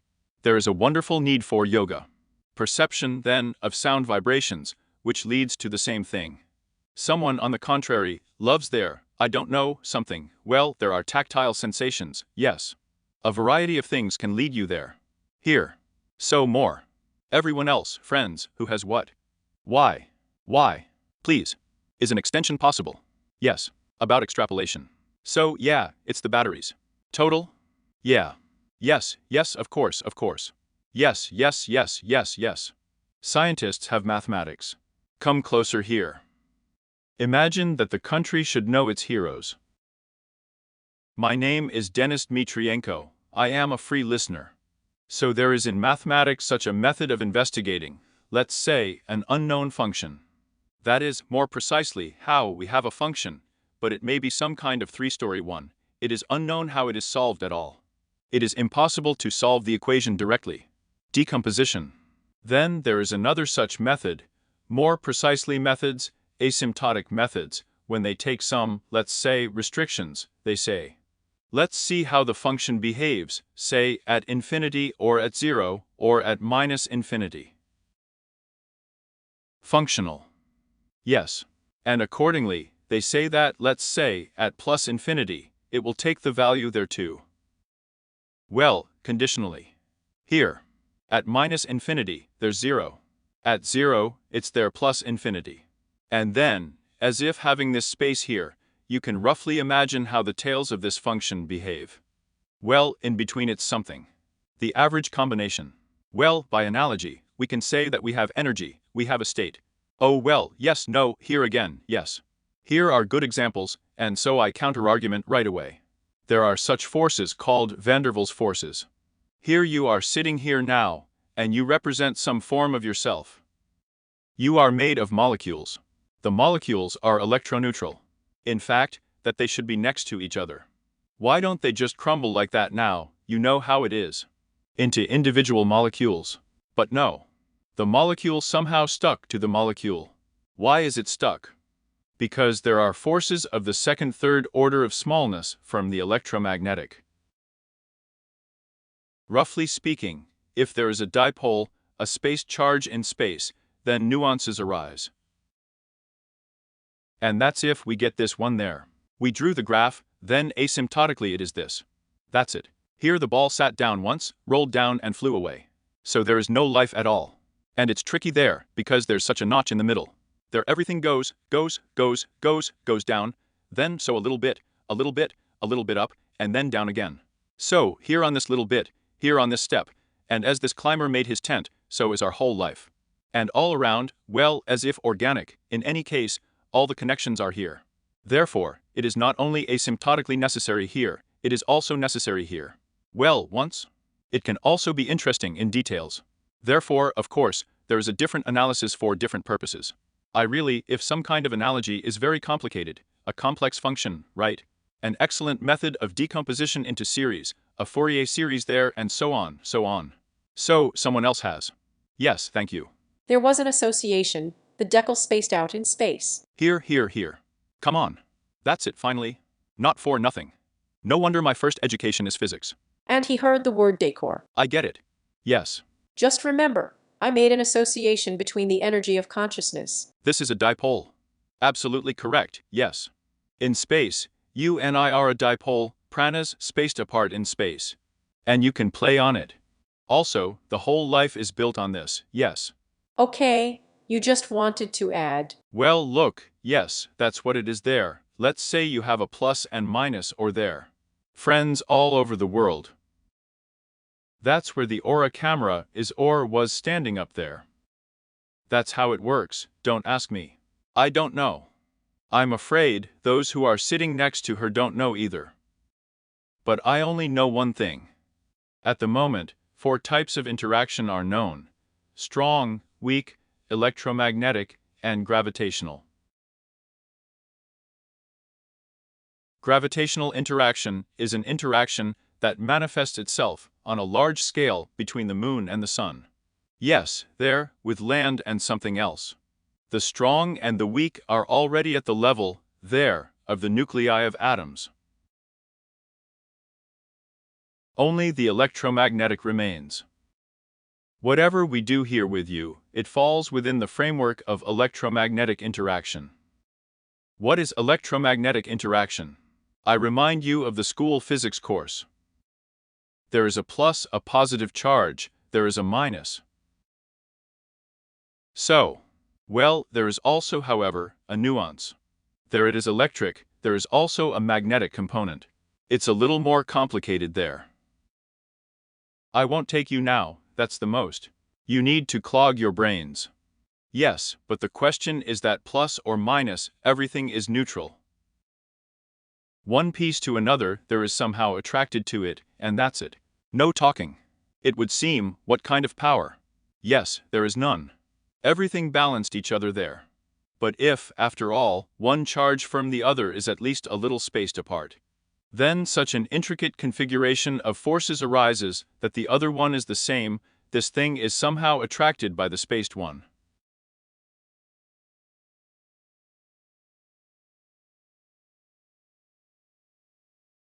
Hence the crystals, numerous crystals. At one time, I studied Uzorkov's crystal chemistry at Moscow State University. The guy is like this. Oh, cool uncle. How is he even super? Crystal chemistry, give all the crystals, everything is here. Oh, it's generally exciting. Yes, what forces? That's due to this, that it doesn't seem to have this power, but it seems to have. If you average without taking into account space, there is nothing. Taking into account space, there is. And here is an analogy with our physical body. Prana is one, prana comes out of our higher self. Where is she? Is this prana, the source of prana? In our higher self. Where is our higher self? And God knows where it is outside of time-space. But as soon as prana somehow stretches over at least space, such a glorious structure as the structure of our human body arises. With all the further features, principles, and so on deduced from here. So, wonderful. Any more questions? Yes, please. I'm in touch. Not here. In touch? Friends, who is in touch? You're out there watching us from God knows where. Ask questions.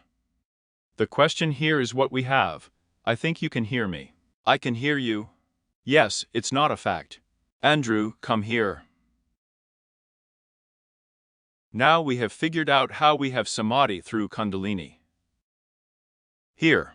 And in principle, this is like the ultimate goal of yoga, as a rule, yes. Wait, what is it? As if by herself. In terms of yoga, Super Patanjali is not just samadhi, because samadhi happens with an object, and samadhi without an object. There's also, these samas there. Yes. Well, in general, we have simpler, we have just samadhi with an object, samadhi without an object. So the ultimate goal of samadhi is without an object. The question is this, but in this case, when a person reaches samadhi without an object, his body is, as we say, empty as a nut there. Well, that is, it's kind of lifeless in it for a while, for now. Yes, Andrew, this is a question from Kundalini Yoga. We are currently engaged in the Sahasrara chakra, otherwise we will not have enough time for the Bindu point. For all these intermediate chakras, many traditions speak of rosy goals. Well, not in many, the Tibetans love it very much. In Indian too. Well, I don't, and there they are no different. How would they, from the Gita, also achieve a miracle there? The question is, what is it? Then. That's it, Andrew, let me not answer these questions.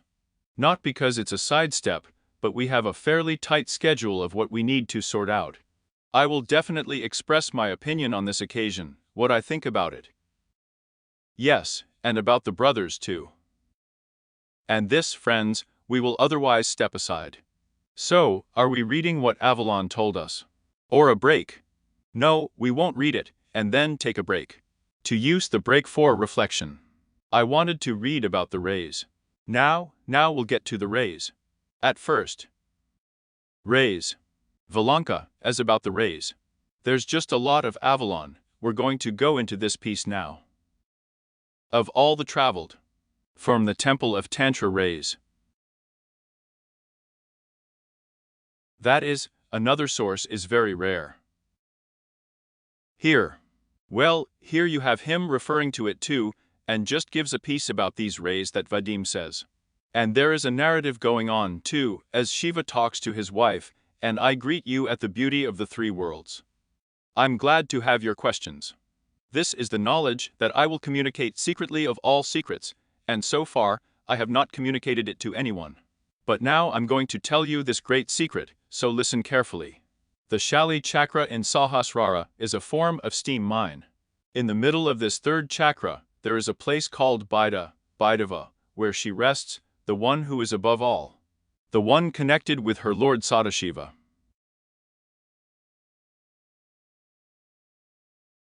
O Supreme Ones! The whole cosmos is the Sri chakra, where 25 tat, 5 elements plus 5 tan mantras, plus 10 indriyas plus N plus Maya are formed. Scytha seeing Mahesh and Sadashiva. Since it is located in the Sahasrara, it is a cosmic aspect, and this Bhaidava is above all tattvas. The goddess, who is the cause of the creation, preservation and destruction of the universe, is here, always united with Sadashiva, who is above all tats, eternally existing. The rays emanating from her body are innumerable. Oh, blessed one! They are attracting thousands, hundreds of thousands, millions. There is no light in the whole universe to compare with this light. 360 of these rays illuminate the world in the form of the sun, moon and fire. These 360 rays are formed as follows. The fire is 118, the sun is 106, the moon is 136. About Shankar. These three types of radiance illuminate both the microcosm and the macrocosm, and make it possible to calculate time. The sun during the day, the moon at night. The fire still occupies a middle position between them. And then there he is again. Therefore they call Kala time, and 360 rays, 360 days make up a year. The Vedas say this: the year is the form of the Lord of time, the creator of the world. First he created Mari, Maichi, Dawn and so on, and then the wise men, Mumans, patrons of the world. Everything becomes existent at the behest of Devi Prameshiv. Here is such a piece of a lesson. So, and also about sugar itself, what else is there? About sugar. Not even about sugar, straw begins. Yes, that's it. Listen carefully, because there will be a lot of all sorts of terms, and delve into, be aware of what he says there. The higher Ina chakra, there are smaller chakras called Manas chakra and Soma chakra, which are not. Come on again. Manas chakra. Yes, even. Also, from the very beginning of the sentence. Above the Asnaya chakra. Everyone sat down, everyone sat down. They remembered where someone has the Ajna chakra. Yes. Returned to the place, if not there. So, I remind you, it should be between the eyebrows in general, in theory. Here, this level of mind, the previous seminar was dedicated to this. And here's another very interesting statement from the text. Yeah. What is above the Ajna chakra? There are smaller ones. There are smaller chakras, called Manas chakra and Soma chakra. Manas chakra and Soma chakra, which are not mentioned in the Sha chakra nearby. Our chakra is a lotus with 6 petals. That is, pay attention, I'm sorry, Mish. The Sahasrara chakra is very high in the top of the head, which means that it is Ajna lower, and there is something else between them. Here, these are the details, they are the most interesting. Yeah, please. The Manas chakra is a loto with 6 petals, which are associated with the sensation of hearing, touch, sight, smell, taste, and the central beginning of feeling in a dream and hallucination. Above it there is a Soma chakra, a loto with 16 petals, and some in Rita, which will be discussed in more detail later. In this area, there is what is called a house without a support. Now, remember, I told you that there is an opportunity to create a semblance of our world there in some places, but only on completely different principles than many yogs use.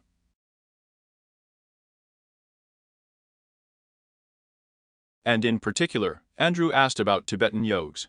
There, as I understand it, is a favorite topic for them in general. Yeah, please. Where Ijin sees the shining Ishvari, the 7 causal bodies, which are the intermediate aspects of the Adi mind, the primordial force. With this one about the mind. Here it is considered that it is in Kundalini Yoga, that up here, as it were, the energy is already manifested, and the most dense, roughly speaking, and there it is like the original, and the most subtle. Here, because Kundalini is considered to be, as it were, consciousness, there is not much awareness at all. They say that all this is energy, just with different manifestations. Even such a term is Chit Shakti. Yes, that is, as it were, the minds of consciousness. That is, they do not separate them. And just on the one hand, they say all the time that there is energy, energy, energy. Even higher, at the base of the Sahasrara, there is a white 12-petaled lotus without a name. This is more. Still, you know, right? In general, it's fun. In it there is a triangle of Akatha, in which the precious altar, which is located on the treasure island, is in the ocean of nectar, which we talked about. There is Bindu, Nada, Kamakala triangle and Parama. And Paramashiva is the universal guru. Above this, at the same base of the Sahasrara, is the sun and moon region of the Surya Chandra Mandala. A pair of bindus with 1617 numbers of the moon, and above this moon are Mahavaya and Brahmaranka, with Mayan not on. Mock. That's not why we still see Brahmaranha and Nadya at the base there. This 12-petaled lotus and what is associated with it are specially described. Described in the short text of the spider Panchaka Tatra, in the hymn to Shiva, and the 5-fold foot of the Guru, the famous commentaries to which the Kali Qurans were written. This 5-fold foot of the Guru is described by various. According to the first version of this description will now consist of 5 footings. The first one is a white petal lotus at the base of the Sahasrara. The second one is the inverted triangle aka Ha, the abode of Shakti. The third is the area of the Manapitha altar, on each side of which there is an eternal Guru on Bindu, sparkling white like a silver mountain, who should be contemplated on a precious diamond throne.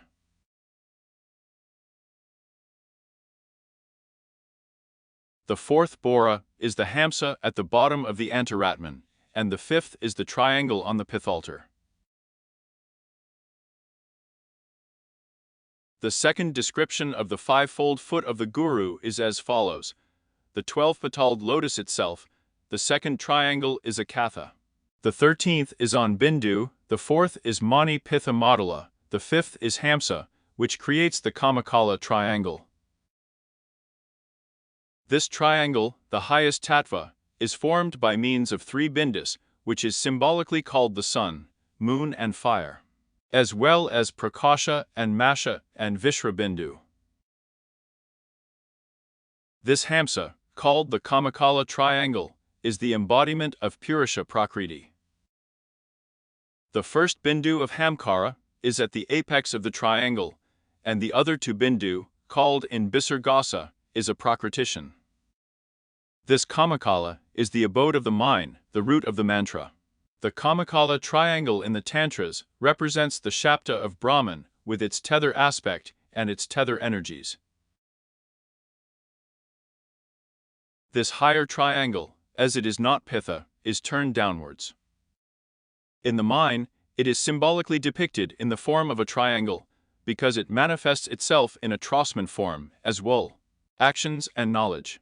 So, for example, if there are some 3 forces on the material plane, then their interaction is impossible except in the form of a triangle in which each would be separate from the other. But together they form one whole. At the corners of the triangle, in the Bindu of the sun, moon and fire. Of these 3 bindus, 3 shafts are formed, denoted by lines connecting the points of the Bindu, and forming the triangle itself. These 3 lines and 3 minds in the mind of Jiha and minor Rodri are willpower, knowledge and action. Brahma, Vishnu and Rudra are there with them.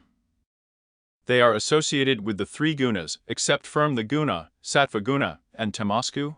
The lines of the triangle and the menu of the 3 bindu at Hamsa form 48 letters of the alphabet. 16 consonants begin with, form the first line. 16 consonants beginning with K form the second line. And the next 16 twos, starting from the top, form the third line. This is how the Akatha triangle turns out. In the 3 inner corners of the triangle are the letters Nalaksha. Prudra Yamala, Tantra speaks about this monastery. Now I'm going to say Okamakala. It is eternally one, which is 3 bindus, 3 shafts, 3 forms, 3 murdis. Abrihat Sri Krama says about Makala as follows: arising from Parabindu, it penetrates into the form of letters. In Kali Earthamaya, it is said, the threefold Bindu is the highest tattva and embodies Brahma in Cheri and Shil.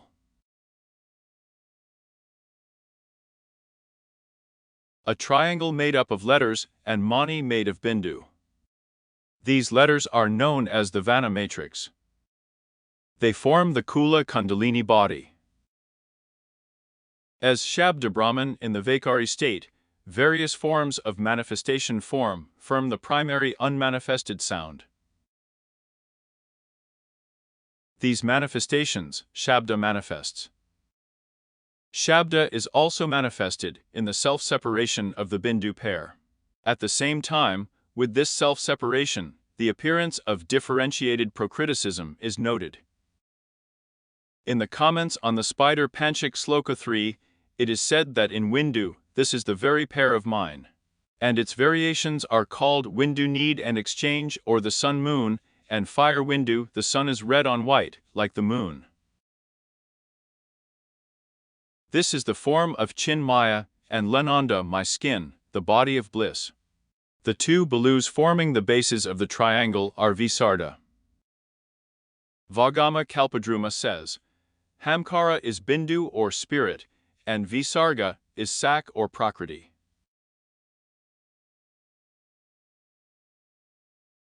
Hamsa is a combination of masculine and feminine. The whole universe is a Hamsa. Hamsa forms the Kamakala triangle. Hamsapitha consists of mantras. Since this is of great importance, many authorities refer to Poda as Panchaka. Thus Haskaraya, in his commentary on the verses 124 Lalita Sahasranama, in which Devi describes in the form of Hamakala, says, there are 3 Bindu and Hararata Kala.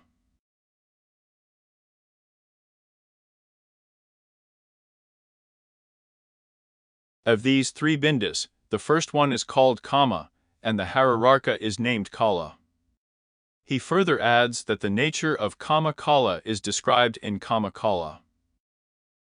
Kama. The Kama Kala Vilasha in the verses begin as follows: the highest power that manifested the union of Shiva and the mind, in the form of a seed and a sprout ending in lines. Kama means desire, and Kala means the same thing. Both Bendu are the moon and fire. Kama, or creative desire. Both of them, Shiva and Devi, O Kala, are their manifestation. This is explained in Tripura Siddhanta. About Parvati. Kala is a manifestation of Kameshvara and Kameshvara. Therefore, it is known as Kama Kala. Kama Kala, in the manifestations of Kala desire, Kama, that is, will. And the Kalika Purana says, Devi is called. Devi is called Kala because she came to a secret place on the blue peak of the great Kailasa mountain with her. Together with me for the purposes of Kama's desire. Therefore, Devi is called Kama, since it gives fulfillment of the desires of those who wish and the desired beautiful, strengthening body of Kama man math and destroying the body of Kama.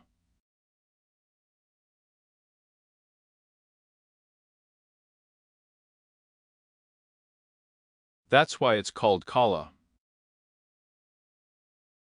Nothing, listen, otherwise I'm explaining everything too clearly.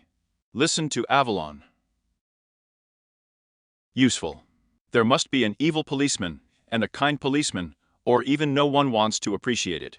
Come on. Continue. Yes. After Shiva, with whom she is one, destroyed Kama, then he tried to destroy his yoga by inner suggestion of passion. Then she, with whom he is one, gave a new body to him, the disembodied Anango. They destroy worlds and absorb them into themselves by performing cosmic yoga. And again, through their desire and will, they recreate them. These Bindus and Kala are mentioned by Vananda Lahari quite blissfully, contemplating the first Bindu as Devi's face, and the other two Bindus as her two breasts, and at the bottom of them half Ha. Half of Ha is Yoni and the origin of everything. It was Devi, the great Tripura Sundari, the teacher of Bhaskar Rai, who wrote the following lines, which were later commented on by Bhaskar Rai, his disciple: I sing Tripura, the treasures of Kula, of a beautiful red color. Part of her body is similar to the body of Kamaraya. She is adored by the anxiety of the three gunas. She is the desire of Shiva, who dwells in Bindu, to manifest the universe. It is called Tripura from three cities. The city translates as Kura. But here we mean three bindus, three corners and three lines. The Quran's Kalika on this occasion says as follows: it has three corners in a yon triangle, three circles, three bendu. And her Hapura has three lines. Her mantra consists of three syllables, and it has three aspects. The Kundalini energy is also Tron, because it must create three gods, marriage, Mushila, and Vdra. And that's why everything is her highest. And, precisely because her highest energy is always threefold, she is called Tripura Sundari. This is just such a piece. I cut out a piece there, it was just that it was still loaded normally. And further. Next. See how you are. That's the consumer society. You should, you see, chew everything up, it's clear. A couple more jokes to tell. Only then in this case you will not study. But try to nibble Avalon. Lunches. And the Tantras, and any Upanishads. Yes, higher mathematics will seem like heaven there, you know, compared to this. Therefore, here unfortunately, there is such a trend that right now, under the influence of Western books, We are creating a slightly frivolous attitude to yoga. Yoga is a serious science, friends, where brains should work. Here. And then you'll miss another piece there. I hope for Vadim that he will give us comments after all. Because there are also some comments, there are more. And lighten up. After that. Mezvejnai and Sahasrara, the place where Karara is located. Sharira is located. V. Run it there. Barnavel Group Valoma Shakti, descending Izumani Bindu. Just like the bouncers in the cosmic creation, there are 7 creative shahas in the microcosm from Sokal Parameshwal to Bindu. In the same place, as well as in the microcosm of Jivi, there are 7 creative shahas from Kundalini in Muladhara to Bindu. And they belong to what is called annuloma. An annuloma is a reading of the alphabet from beginning to end. And reading from the end to the beginning is called Valoma. Annuloma symbolizes evolution, with Rishti forward movement, and Viloma is not a lie, the path of return. So in the area between Asna Chaha and Sahasrara, the seat of the causal body of Karara Sharira Jiva, there are 7 shafts, which starting from the lowest and are Bindu, which are Vishvara Tantra, Badini, on Mahanada or on Danta, Sattvic states. In Yapki, Sana in the Tavi mind and human state.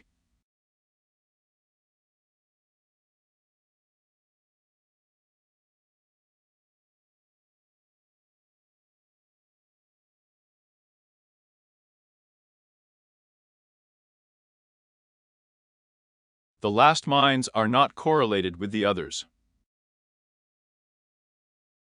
They represent a different aspect and are related to cosmic creation. They are correlated because the last mentioned Shah is the power of the Jiva. On the Ajna chakra, there is a causal region and a 1,000-petaled lotus. And all the letters in it are the abodes of the supreme Bindu Paramashiva. Hamsa, Jiva or Kundalini, is an infinite small part of the Para-Bindu. The latter is located in Sahasrara, in the 1,000-petaled lotus of Lishvara's offense, which is Shiva mind. The abode of Kundalini and Jiva. Therefore, it is said that all the letters here are 20-fold. 50 times 20 equals 1,000. Sahasrara falls Para-Bindu, the highest nirvana of the mind. Nirvana is Kala, but Makala and fire are not Poditi. And in Para-Bindu there is the void of Shumi, in which the highest Nirguna is Shiva. Here. I will master it. This is to read. It's hard to listen to it, yes. Yes, and now the continuation of all this.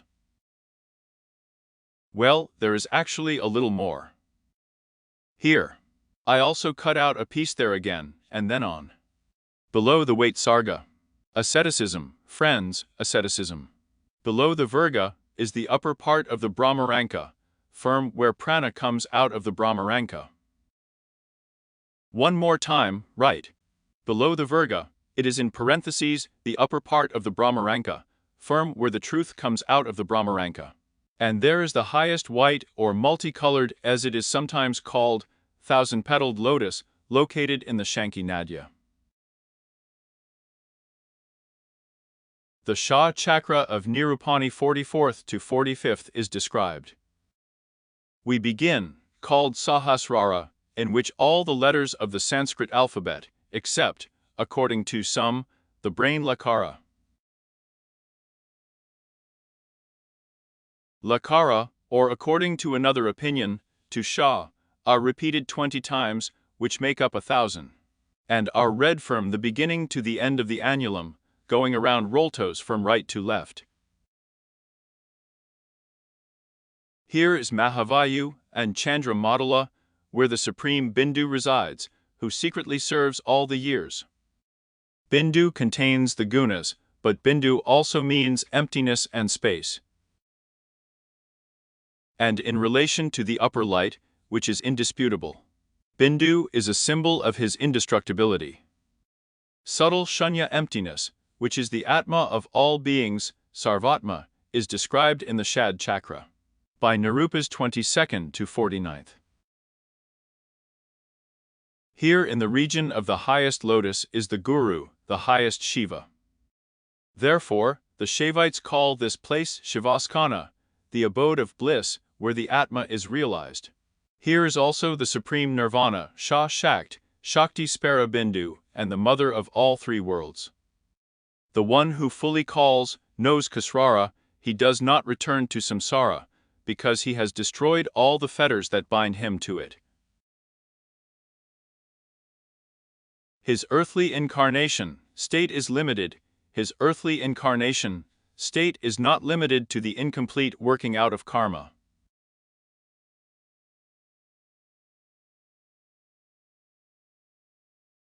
He is the possessor of all scythe, liberated during the life of Jivan Mukti. Attains the disembodied liberation of moksha or vidya kaivi when his physical body dissolves.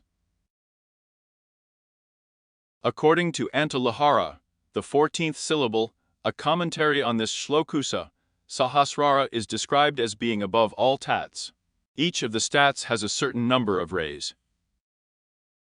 The 6 chakra centers are divided into 3 groups. Each of these groups has one node or apex, where the chakra that makes up this group is located. The names of the groups come from the name of the goddess dominating there. In Sahasrali, the rays are innumerable, eternal and unlimited in space.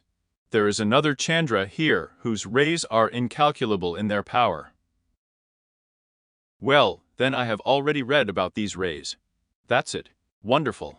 We are resting. Well done. They survived. So, for now, there is this. Well, did you find it? Come on, turn it on.